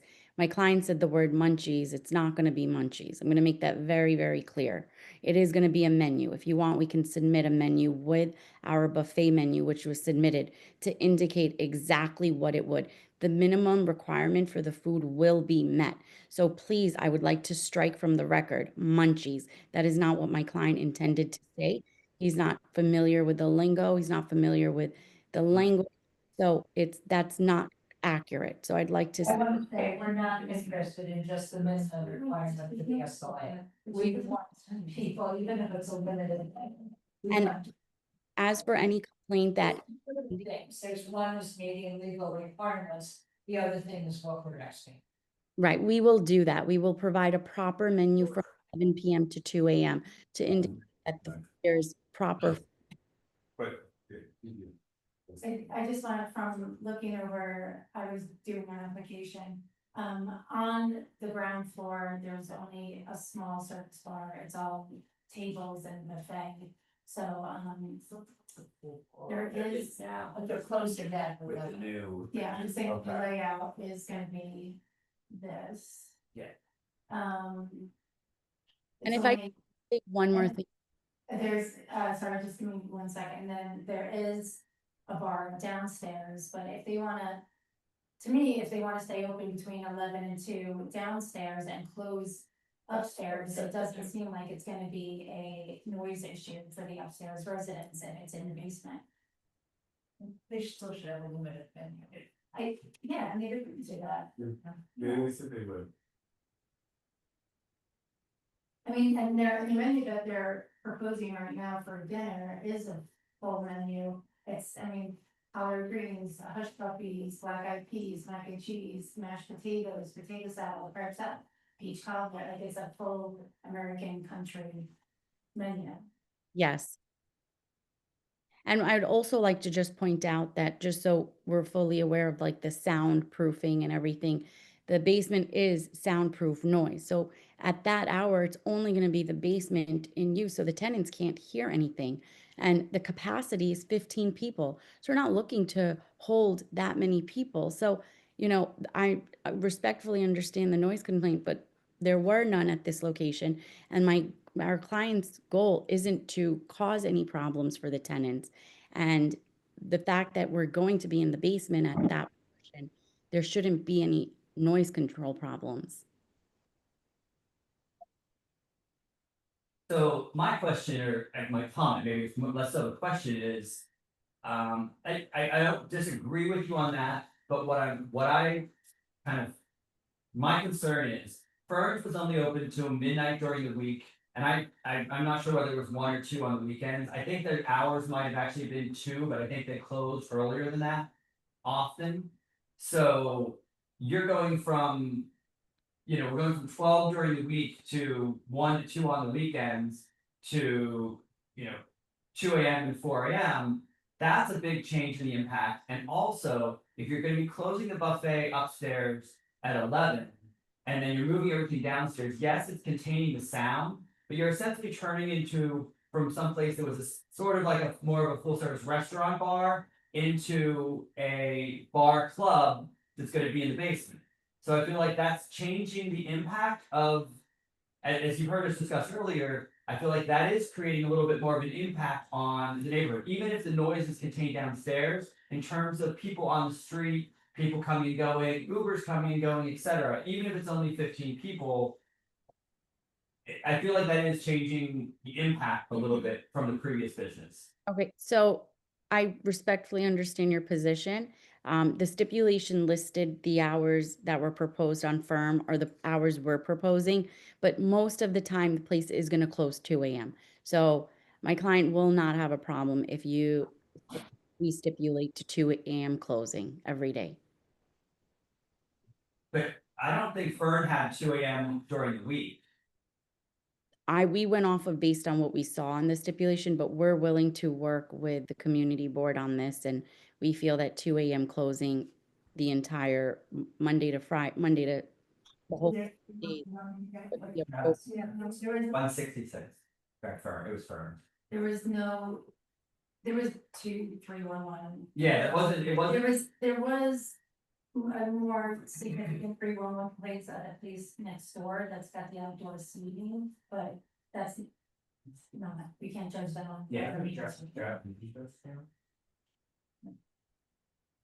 I mean, I'm just. My thought is, I think just in terms of hours. You know, one thing we are trying to do is, as I said, not increase the impact, so I would be comfortable giving you. What firms had, and I know, and I guess what we're looking, since once you get the file to confirm what they did officially have. But I know in operation, I think during the week, I know for a fact, they close, I think at midnight, every night during the week. I have Fern right in front of me. It says it will operate as a full-service American comfort food restaurant with a kitchen. Okay, and then it says its hours of operation will be 11:30 AM to 2 AM, Sundays through Wednesdays, and 11:30 AM to 4 AM Thursdays through Saturdays. That's the reason why we kept it consistent, as we saw that on Fern's proposal. So that's where we came up with the 2 AM and the 4 AM. So. So that's why Susan was gonna, probably what you just read, Susan was going to pull the physical file for us. That's thank you for the clarification. I will say the firms definitely did not operate. I mean, those obviously probably were their hours they were approved for, but I know I have a friend that loved firms and she was there frequently, and I know they weren't, that was not the hours they kept. So that makes it a little bit different as well, but. We are willing to, based on that stipulation, we are willing to just have 2 AM closing across the board for 7 days. Based on that stipulation, that was what we went off of. She did, I actually am still there longer. And that. If they just give us a second. Yeah. Yeah, I was gonna say much that sounds, that's a good concession, the fact Yeah. is. Yeah, but it's a 4. You know, What's your 3.12? 2. So, yeah. It says 1 minute, I think it says.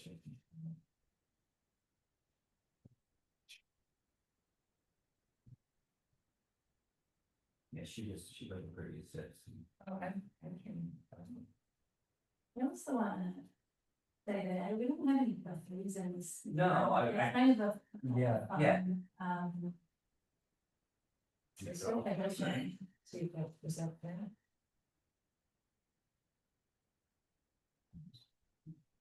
Yes, yeah, so what, not that we were disputing what you said, but you are correct, it was 11:30 AM to 2 AM Sunday through Wednesdays, 11:30 AM to 4 AM Thursday through Saturday, so. Right, and respectfully, we went off of Fern's hours to keep consistent with the location, because we felt that it was approved.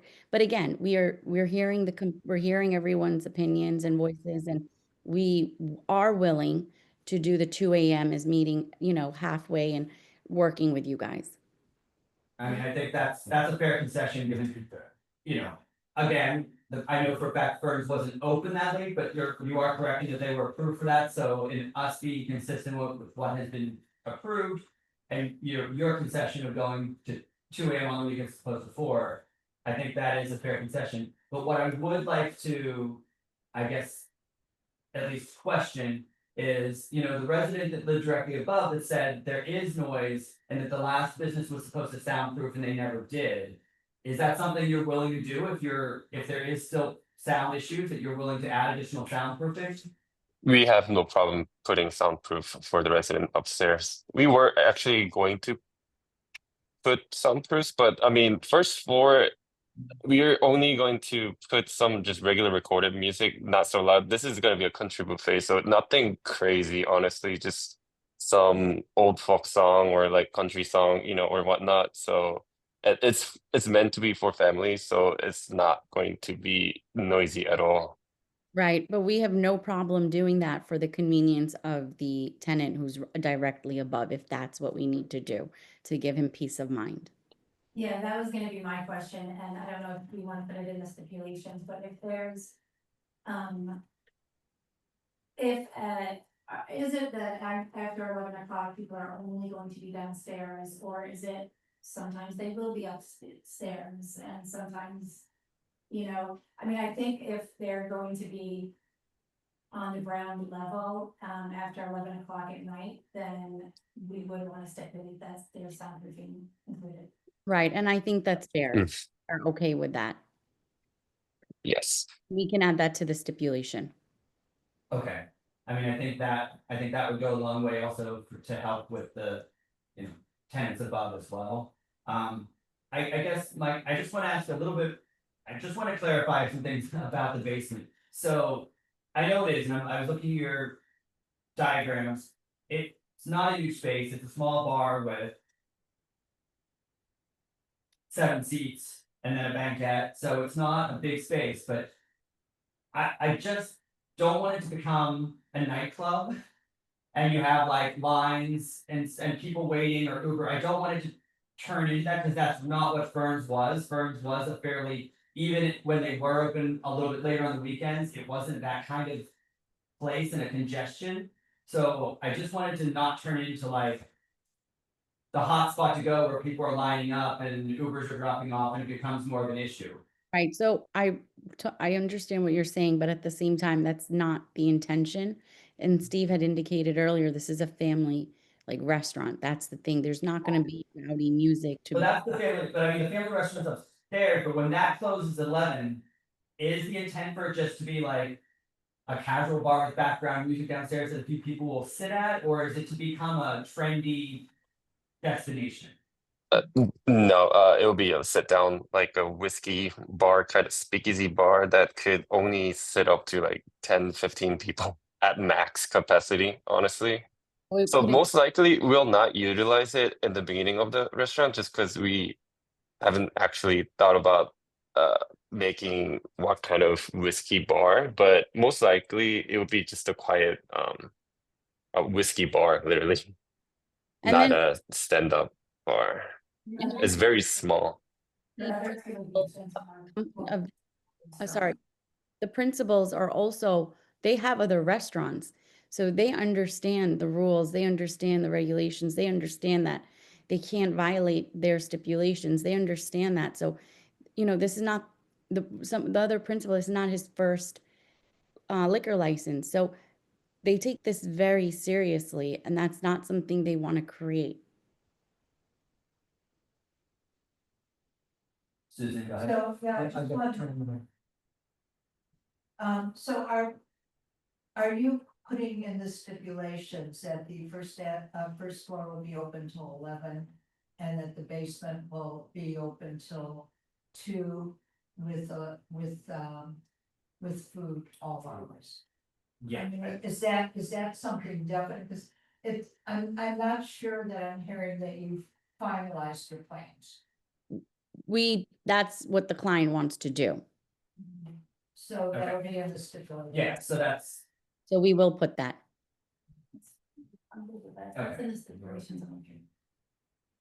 Okay, I mean, I was just trying to figure out exactly what was going on, and seems like we've pretty much done that, so. Anyone else have any other questions about, so downstairs is still gonna just be background level music, right? Yes, nothing else. Yes. Background for music, you're not having live music or DJs or anything like that, it's all same type of. No. Yeah, no, nothing like that. Okay. That was my main concern, was just that, the hours, and seems like we've resolved that. Anyone else have anything else? Okay, so I think we're gonna go ahead and put the stipulations on, and we'll probably need to make a few little modifications to this based on, oh, actually, there was someone else that we didn't speak. So, sorry, we just wanna make sure we let everyone speak. Kevin, I think Kevin Min was the name. Yeah, hello. Can you guys hear? Yeah, good evening, everyone. I'm also a resident at 166 First Ave in the apartments above. Just for a bit of a background, I moved into this building in between the time Furnace had closed and now, so I can't really speak on the noise level back then. However, I hope you can understand my main concern now is, when I had originally moved into this building, there was nothing on the ground floor. And I had kind of expected that noise level to be maintained throughout my residency here, at least in a level that's like acceptable for living and whatnot. And I had a couple of questions for the applicants. I'm hoping you guys can shed some clarity on. I think first, I'm also pretty concerned about like the late close times, especially given the vibe that you guys have described in your vision for the restaurant. You say it's supposed to be a family restaurant. I'm not sure why a family restaurant would need to be open till 2 a.m., especially on weeknights. Uh, I think that's my main concern, really, is just how late you're planning to stay open. I'm not only concerned about the noise, but also the crowds that will be attracted on the street. Um, I'm really just hoping you guys can shed some clarity on exactly, what your vision is here, because it sounds like there's some conflicting things. Is it a family restaurant? Is it a bar? What exactly is it? It's not very clear to me. And then second of all, I just want some more like solid guarantees about noise, because you guys are always saying like, oh, noise should not be a problem, but how can you really be sure of that? Because based on what you're describing, it is a bar. It is going to be noisy. Okay, so Steve, do you want to? Yeah, I can explain that. So basically, the first floor will close around like 11 p.m. Only place that will be open is the basement, not the first floor. If so, I just want to clear that out. So that's where the family take on is, and the basement is not. Honestly, if there is people who wants to join downstairs, like a Spicky's bar, they could go down. That's the whole point. But first floor will not be open until 2 a.m. Just like the bar, it will not. And then we will, again, as we indicated, which will be stipulated as well, we will do soundproofing on the first floor too. So this way, there's an extra layer, but you will not be hearing anything at 11 p.m. And again, the music downstairs is going to be ambient music. It's not going to be to pump music for people to dance or anything. That's not the vibe they want. This is not a club. This is a restaurant. Downstairs is more of like the whiskey bar. My client has indicated. Again, the seats are limited. It's not like we're looking to have 50, 60 people in the basement. It cannot. That's not the capacity. So, and as to the hours, we have now amended the hours to 2 a.m. Although the prior facility had 4 a.m. for certain dates, we are willing to go to 2 a.m. to respect the tenants. Also to add, first floor is a buffet, but our kitchen is, where we make the food is located in the basement. So we will serve some like tapas, small plates, or regular food at the basement, even if the first floor is closed, because it's a buffet. To be honest, I don't think 2 a.m. as a closing time is very respectful at all, especially on the weekend or the weeknights, excuse me. I know a lot of people in this building will go to sleep way before that, myself included. I don't think that's very reasonable to set. So I just want to clarify, the previous business had 2 a.m. and then they had 4 a.m. on the weekends. The SLA will, the state. And no complaints. And there's been no complaints of the previous business with those hours. The state will, not as a guarantee, but it's It's not a definite thing, but it's a pretty sure thing that the state would grant them at least the same hours. They're actually reducing the hours on the weekends, which is a concession on their part. That's why, we usually don't extend the hours, but we usually don't get applicants that are necessarily willing to reduce the hours that were there previously, so. I understand your concern, you're saying 2 AM during the week. I think at least the concession they have as well is not use, the first floor will close at 11. Any of the 15 or 20 people will be in the basement.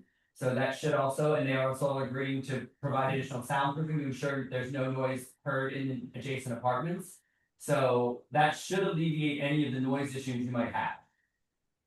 I think that's a fair point. I understand that the previous tenant had those hours.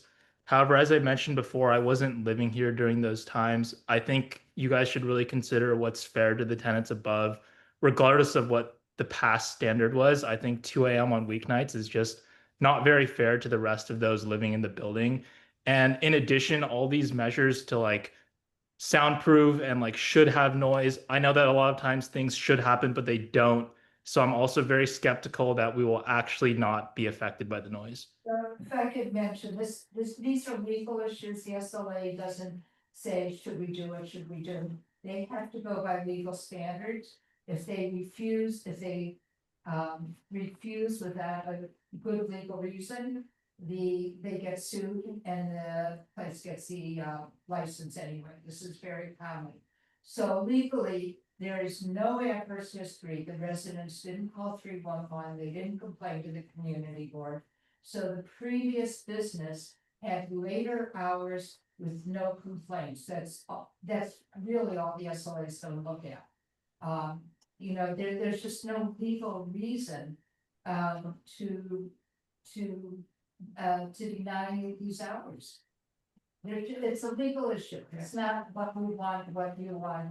And the fact that you moved into a building, First Avenue is it's a commercial corridor. And there was vacant retail below you. We would have to expect that it would continue to be an eating, drinking place, presumably at the same hours. So I'm just, I do understand your concern because I live in the area and I'm not awake at night. But it's just legally, there's just nothing that can be done. Can we say one more thing quickly?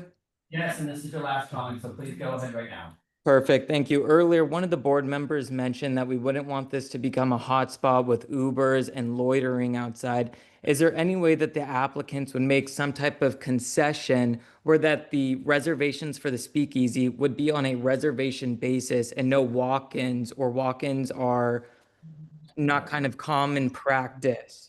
After it's closed.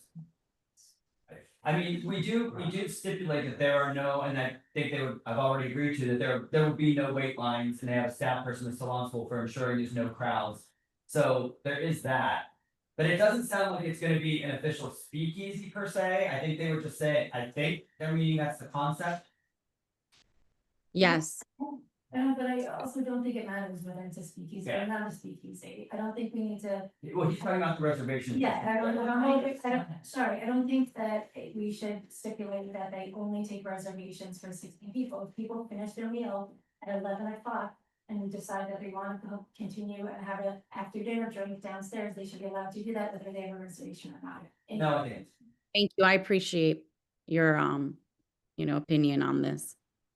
Okay, so we're gonna go ahead and put the stipulations up, and I think we may have to tweak these as we go through them. I think just on what we just discussed, but we'll do that as we go. Okay. So it's I, Steve Choi, as a qualified representative of Made in First LLC, located at 166 First Avenue. Will be a full liquor license, will operate a full service restaurant, specifically an American country buffet restaurant. With kitchen open serving food during hours of operation. The hours of operation will be, and I think we definitely we'll have to adjust this. It's gonna be 11 AM to 2 AM. Actually, it's gonna be 11 AM to 2 AM all days, correct? Exactly. So it's just gonna, so we don't have to do the specifics, it'll just be 11 AM to 2 AM all days. But we then do need to specify, I think we should specify, because you're agreeing to it, is that the upstairs restaurant portion will close at 11 all nights. And The downstairs bar will remain open until 2. Yep. Quick question. So, being said close at 11 a.m. Could we have people until 11, and does that include cleaning or? No, staff doesn't, like, your staff isn't, it's just open for customer use and serving customers, et cetera, so. Until 11, right? Your It's fine. staff can still be up there, your staff is fine, that's not included in that. Serving. Yeah, okay. Okay, so. I just wanted to make clear if people at 11, people are exiting out, so it's okay. People like start walking out by Yes. 11, right? Okay. Yes, that's fine. And then, you will not use outdoor space for commercial use. You're not having doorman or security. You will install soundproofing to ensure noise is inaudible in neighboring apartments. Yes. You will close any front and rear facade doors and windows. I assume are you keeping the facade the same so it does have operable windows? Sorry, can you repeat that? Are you keeping the facade the same as what Ferns was, that it does have operable windows that open and close? Are you keeping that? So they used to have a French door that opens, but we are actually changing that to just a solid window. Just Okay. we don't need that many door So instead of that's saying opening. closed So and front and rear facade windows, it's gonna be the whole facade will be a closed fixed facade then? mhm. Okay, so we're gonna change that. We're gonna check the box that says I will have a closed fixed facade with no doors, windows. And then you will not have DJs, live music, third-party promoted events, any event which cover fee is charged for scheduled performances. You will play ambient background recorded music only. You will not apply for an alteration without coming to CV3. You will not participate in pub crawls or party buses. You will not have unlimited drink specials, including movie brunches. You will have a happy hour that ends at 6. You will not have a wait line outside. You will have a staff person responsible for ensuring no loitering, noise, or crowds. We'll post the stipulation by your liquor license. Residents may contact the manager or owner at the number below. And it's Steve Choi, 929-394-4004. Was there something else we need? Were we adding another? We added the stipulation about closing at 11, which they. Food. Right. The basement will have too. Well, we do have food kitchen open serving food during all its operations. I think that. Those were really the only stipulations. And soundproofing is to ensure noise is not in one apartment. So I think that addressed. Yeah. And no lines and crowds. So I think that's everything. Okay. We will move to a vote. Megan Joy? Yes. Stephen Ballinger? Yes. Clint Meltzer, yes. Michael Laura? Yes. Okay. So the office will be sending out these stipulations probably tomorrow afternoon with instructions on signing and getting them returned back to us. Thank you so much. I really appreciate your time tonight. Thank you. Thank you very much, guys. Thank you for your patience waiting till 9:15 or whatever we started to hear you, so. Thank you. Okay, thanks a lot. Okay. Last item. So are the applicants here for number 24 Cafe Christie, 184 East 7th Street?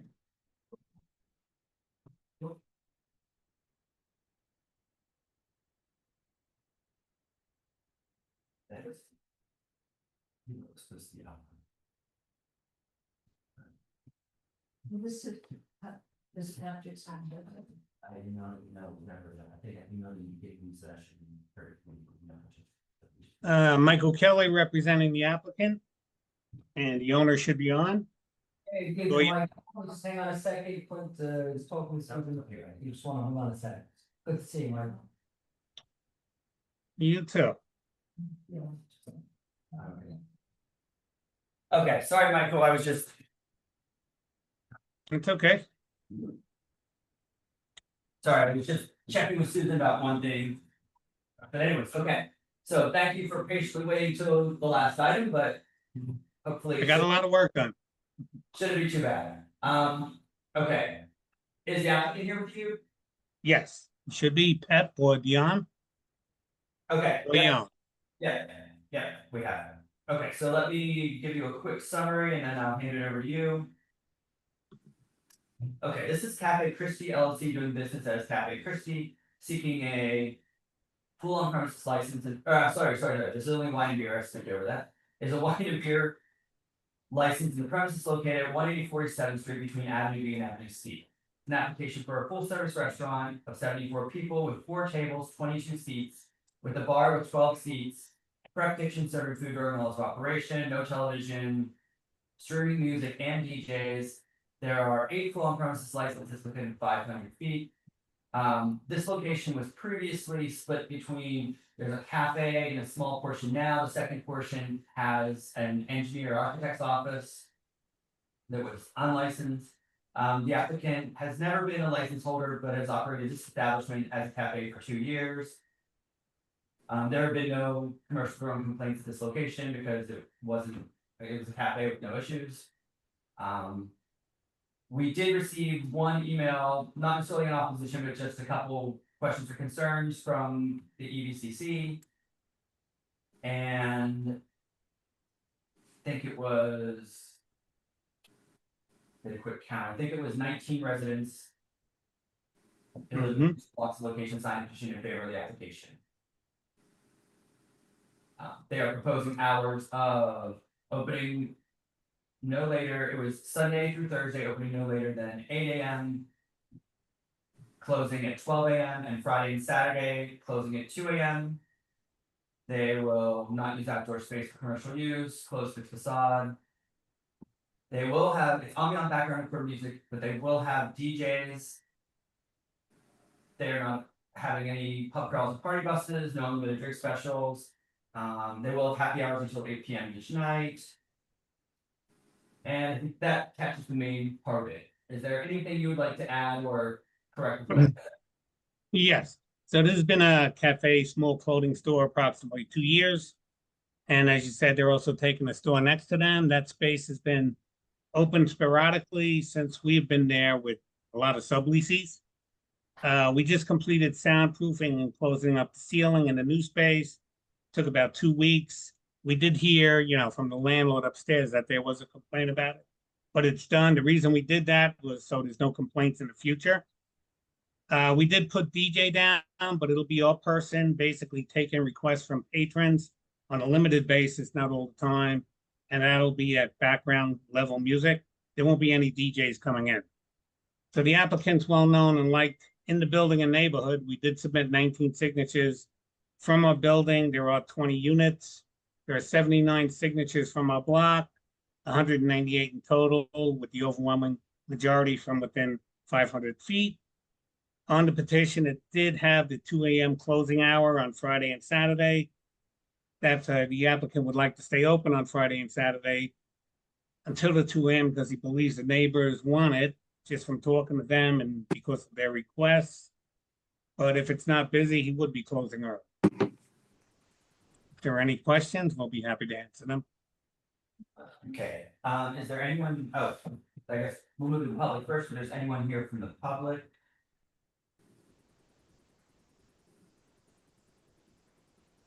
Seeing no one, okay. I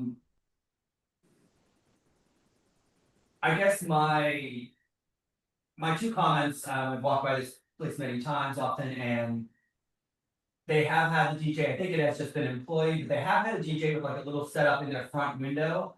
The only issue with that is, and I know they're only open during the day now, but a lot of times they have the DJ there with their front door propped open. Wasn't a huge problem because it was also kind of during the afternoon and day, but I'd be a little concerned, where are they, I looked on the application and on the diagram, where are they proposing that the DJ would be? Like right now, it's in the front window, not all the time, but when they do set up, it's in the front window of the cafe. I didn't see any kind of DJ space on the diagrams. Pep, would you answer that? Can you hear me? Yes, go ahead. So that the photo of DJing out front in the window, it was because there was the only option for us to play music during the week, during the daytime only. We always close at 8 p.m. because it was part of the art opening. Because just explaining my background, I'm a photographer and artist. So when we opened the cafe, we wanted to organize as many art shows as possible to support local artists. So we have done 12 art shows since we opened our door 2023 August. And we only play the music during the summertime when we had an art opening. Other than that, we never had played the music And this year specifically, we have not done art shows ever, so we have not played the music. And in the future, we have a plan to put a DJ setup in the bigger space that we are moving into, to expand the space. And it's going to be indoor. And like Mike Kelly explained, we already put extensive amount of insulation and soundproof board because the ceiling was completely open. So our main concern when we taking the space, and also main concern from the building, was the soundproof. Without agreement with the building that we are going to put the soundproof system, we are never going to be able to get the lease. So as I explained, I think that director of the board members, Anna, I think she's here on the Zoom meeting and she can probably explain that, but we completely agreed and promised that we are going to put a lot of insulation. So there's the teacher. But I appreciate the soundproofing, but I guess my question is, when you do put a DJ in the new Right. space, and it would be the bigger space, where are you proposing the DJ would physically be? It's going to be at one section at the bar. Because if you have experience at any bar in East Village, some of those bars, they don't build a DJ booth specifically. They just put small little like laptop and small little like mixer. Like it's not like nightclub DJ booth. It's more like playing music with the laptop kind of style. So it would be behind the bar? Yes. Okay, so be behind the bar, you just, even for, if you do have a DJ, even if it is at background level, anytime there's any type of that music, you should have your doors closed. Yes, absolutely. Just because like I said, I did notice, and it was probably for one of your art openings, but I have noticed when the DJ was in the front window, the door would often be open. Right. It wasn't blasting because it was early, it was afternoon and early evening, but it was still just enough of an issue that I just wanted to make sure to point that out. We have a bigger space now and it'll be changing, so. Absolutely. Okay. My other concern is, we're going, this was part of the space, actually, the whole thing was unlicensed. Part of the space was just a cafe, the other space has always been, some type of office or other use. If we're adding this and we're extending the hours to 2 AM on a fairly residential street, I mean, that's just my concern, is the 2 AM might be, I feel is a little bit late for something that's on a residential side street that hasn't been licensed before. We decide to do, if I may. Yes, go. Yes, we decided to do so because when we had a plan to open a tavern, it's more of a Korean food restaurant type, but not full kitchen. We are not going to fry anything. I know Korean fried chicken is very popular, but we are not going to fry anything because of the hygiene issue, and also we don't want to keep all the kitchen.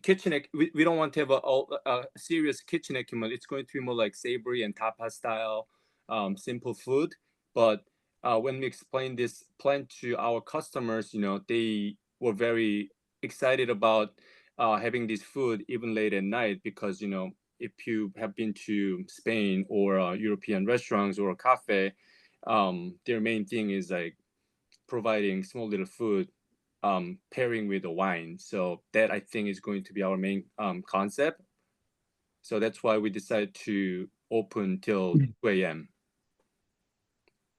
Can I add something? I talked to Dion about, the administrative approval until he sent me all the signatures he got. So the signatures he got, as you saw, 19 are from the building, 79 are from the block, and the majority of the other, or the 198 in total, were from within 500 feet.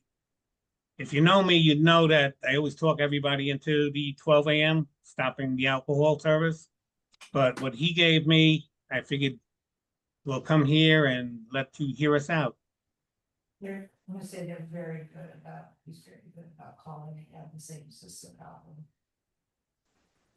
Yeah, I mean, my only concern here is that looking at the photographs of space 2, I mean, it's an old East Village space with tin ceilings and, you know, I know how sound travels in those kind of spaces, because that's the type of places that I've opened. It takes a substantial amount of money to soundproof those spaces properly. I just want to be sure that you're willing and able to do that. He's already done it. And Dion, if you can explain what you've done to the ceiling that was open? Yes. Hello? Yes, go ahead. The soundproofing you've done? Yes, we hired an engineer to get it certified, and there's no like proof of a certification yet. But he checked everything, all the materials, and how we did it, and he gave us a very good green light. And also, the reason why the board members of the building gave us green light to open the bar was because like we promised them very strong opinion about insulation, because like the first thing is when you open a business, you just don't want to do it for 2, 3, 5 years. You want to keep it open as long as possible.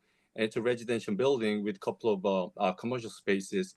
But my goal is to keep it open as long as possible. So which means we don't want any conflict and we don't want any confrontation with anyone in the building. That's why I wanted to make sure. And also we got a lot of signatures from the building. And we are very positive that we can manage it really well.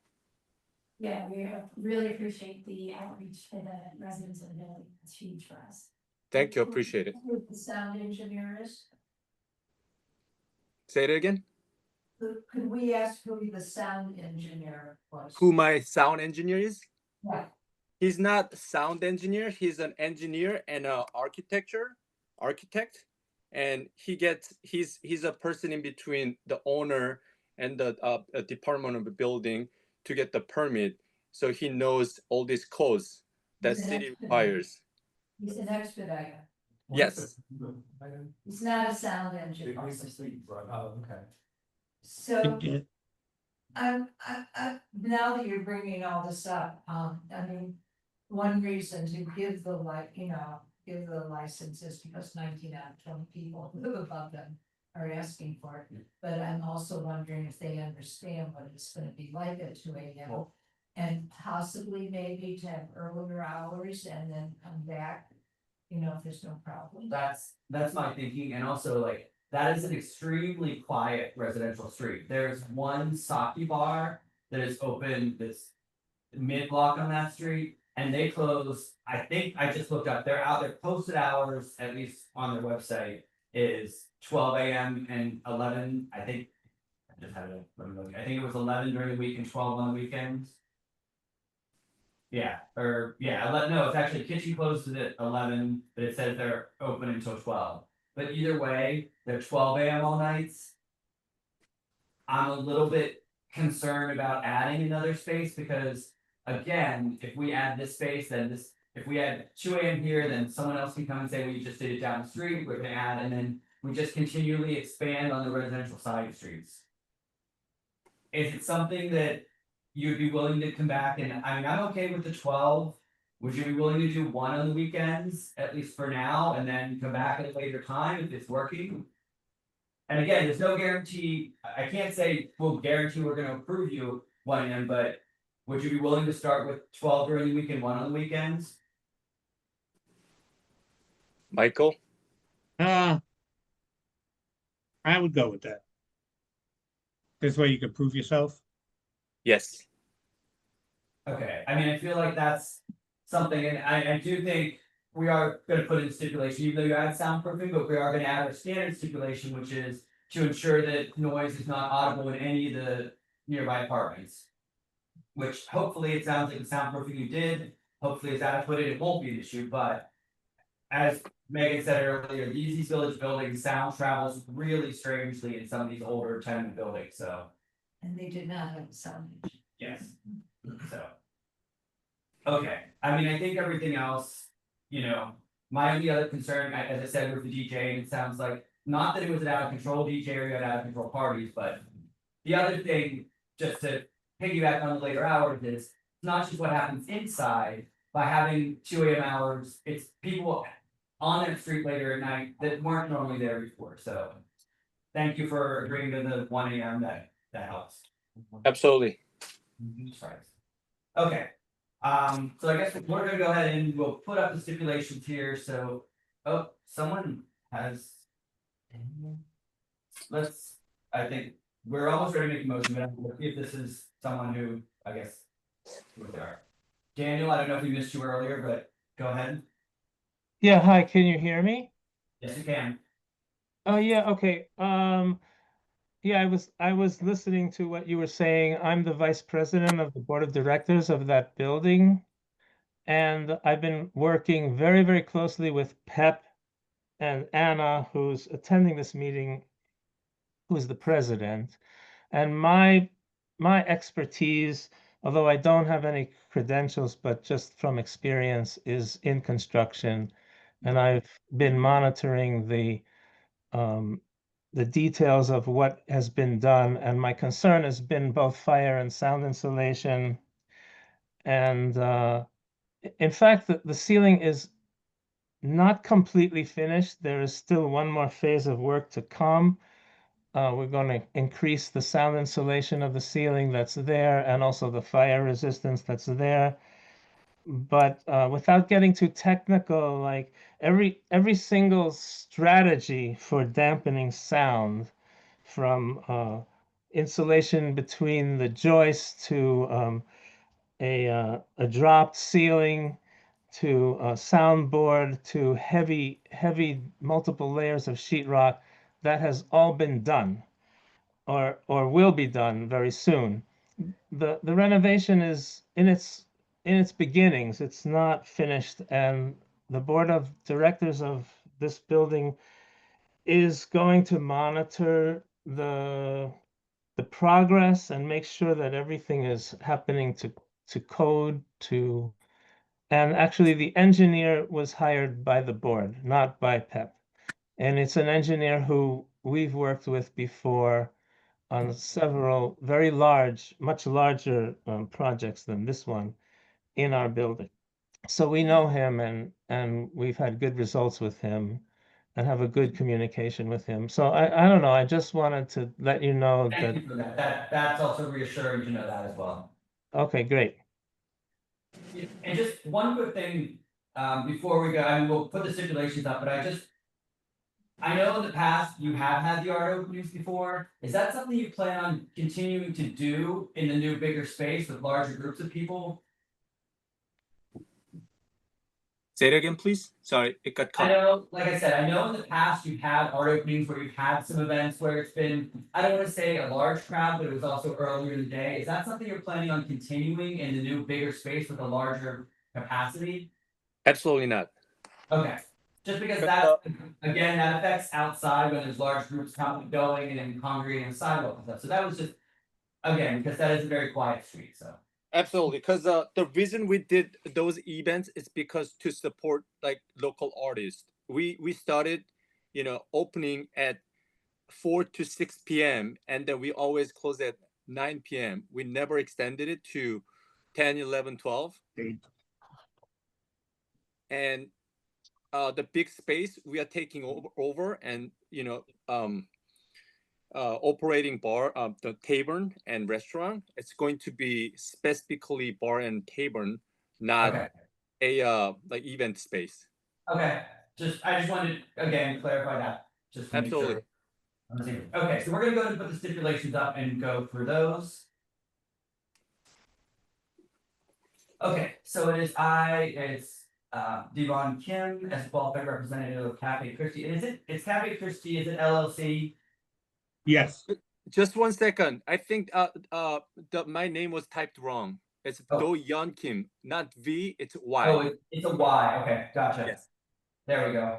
Okay, so Do-yeon Kim as a qualified representative of Cafe Christie LLC located at 184 7th Street. Will operate a bar tavern with less than a full service kitchen for serving food during all of operation. My hours of operation will be Sunday through Thursday, 8 AM to 12 AM. And I don't know if you heard earlier, and I know you are a cafe, and I think that's part of your business. Are you definitely going to be open at 8? Do you want to be open at 8 AM or do you want to push that back at 9 because our hours are no later than? 8 a.m. is fine because Okay. yes. Making sure. So it'll be 8 AM to 12 AM Sunday through Thursday, 8 AM to 1 AM Friday and Saturday. I will not use outdoor space for commercial use. I will install soundproofing to ensure sound is inaudible in neighboring apartments. I will have a closed fixed facade with no open doors or windows, except my entrance door, which will close at 10 PM or when amplified sound is playing. Now you will still continue to have DJs. So you will have DJs, but you won't have live music, third-party promoted events, any event which is power fee is charged for scheduled performances. And in the DJs, we're gonna specify that the DJs is one of your employees, right? It's not an outside DJ, correct? No. Correct. So we'll say the DJs will be, an employee and will be still at background level, correct? Correct. Okay.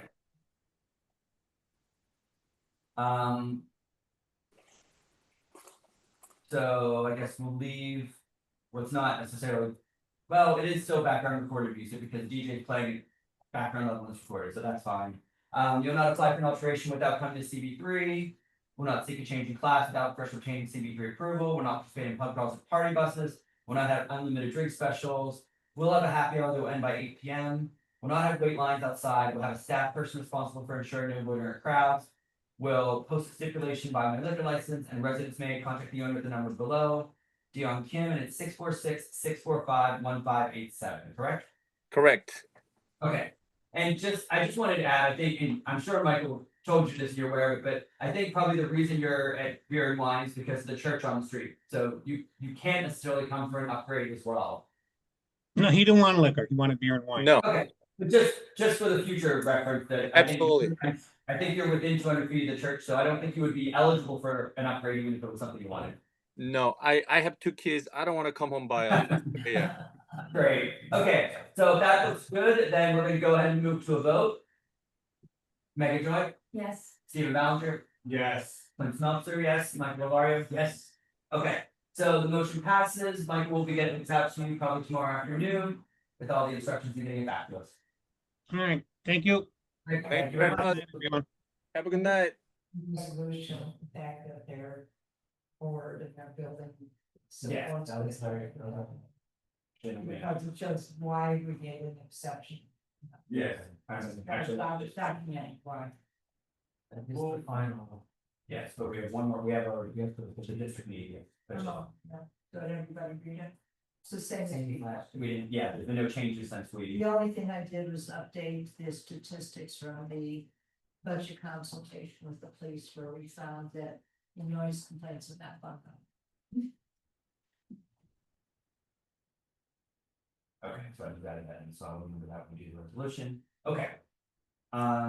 So I guess we just need to vote on the DNS, right? Yeah, Which means- because you don't have any budget. Yeah, I don't know if everyone had a chance to look at it, but it's what we voted on last time, so we'll move to Yeah. just vote on update the it. two statements, Megan Joy. As presented, Stephen Ballinger, Yes. Clint Smeltzer, yes, Michael Lavario, yes. Okay. So I guess we just do another vote to adjourn. So motion to adjourn, Megan Joy, Yes. Stephen Ballinger, Yes. Clint Smeltzer, yes, Michael Lavario, yes. Okay. Meeting is adjourned. Thank you, everyone.